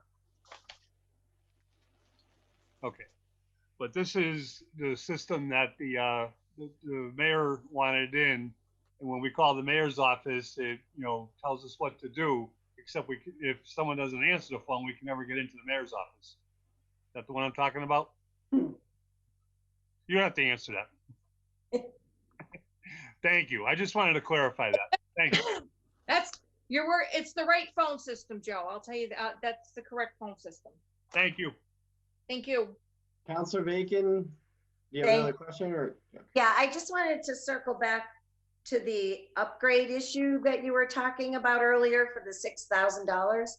So is Wally Computers talking to you and to Munis relative to things of this, or are we still running parallel paths? So this upgrade for this particular printer is an upgrade with Munis only. Yes, with the help of Wally and their understanding of our IT infrastructure and how the technical piece works. Right. But so they've looked at it from a technical point of view in terms of how to best accomplish it. Yes. They've said that the current copier that we have in our office will take on the volume. Okay. And it would, once I'm able to get that cut over, I want to be able to put that old dot matrix printer, in its place. Yeah. It's just getting there. It's very technical, and I have been, speaking with Wally. They've been very helpful. There's a lot of back end work to build the template of what the new purchase order is going to look like, and how is it going to read? Do you want accounts on it? And it's just not as easy as just flipping a switch to go from 8 by 13 paper, 3 color or 5 color into just straight up printing, plus having your terms and conditions on the back of the PO. So right. But they have looked at it, so all the eyes have been on it in terms of how to move forward. Yes. Yes. Okay. And then, Mr. President, if I may, I want to circle back on the phone thing now, because if it was in your budget, now I'm confused as to why it's gone from 40,000 to 51,000. There were other things in that budget, Linda. There were the telephone usage, the fax alarm, that was all in that budget. I want to say, and I also want to say the Verizon and wireless for the museum was in all that budget. So right, they're still there, right? So it went from 40,000 last year to 51 this year.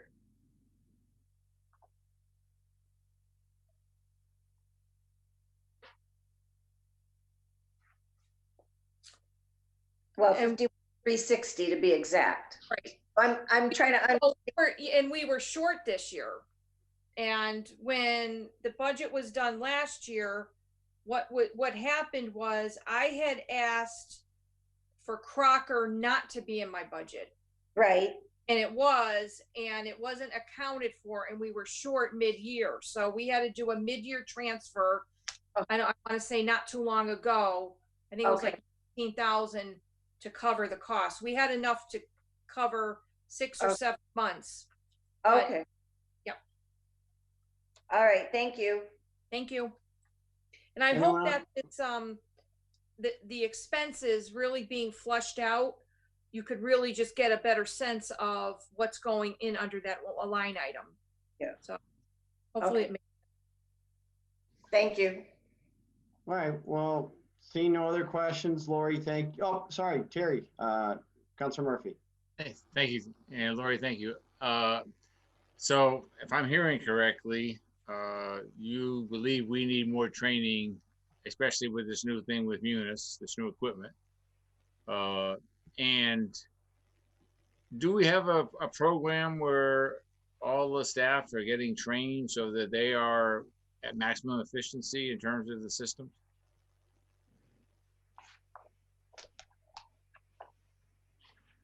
I would say right now we do not have what I would consider like a database manager or someone with the capability to do extensive training.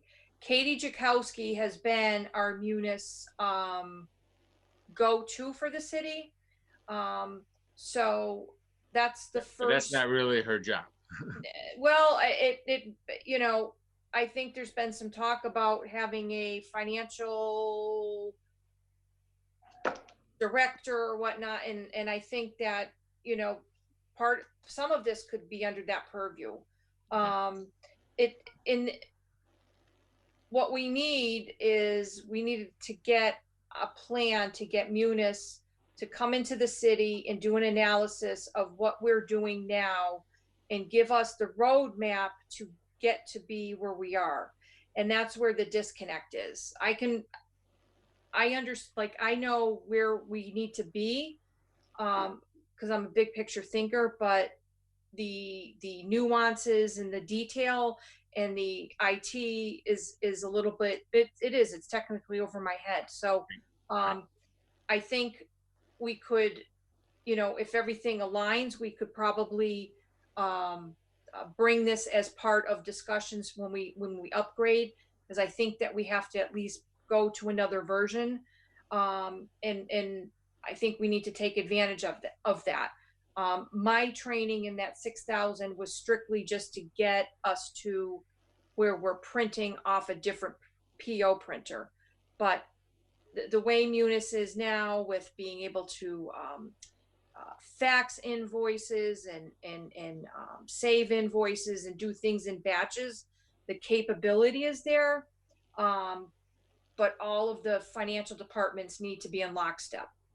Like I may be able to do work in my office more efficiently, but if it gives Tanya 10 times more work, then it's not helpful to anybody. So we have to be in lockstep of what are our capabilities and how do we communicate batches, and how do we communicate from one office to another to kind of keep everything rolling, and to get off as much as we can to become greener, less reliant on paper, and all of those things that, I think Gateway City should be talking about as well. Okay. Thank you, Lori. Thank you. All right. Well, thank you, Lori, very much. Thank you for staying with us till the end. I totally appreciate it. Tanya, you as well. Thank you for being here. I will follow up with Hector. He might have just missed it. Like I said, I didn't know if he was on or if he dropped off. I'll follow up with him. I do, having gone through the budget, see that I missed Veteran Services in the library. Were two departments that we didn't add. So I will reach out to them to see if they want to send a communication or something just to get us caught up on that. Any other thoughts or any questions from the rest of everyone? No? No.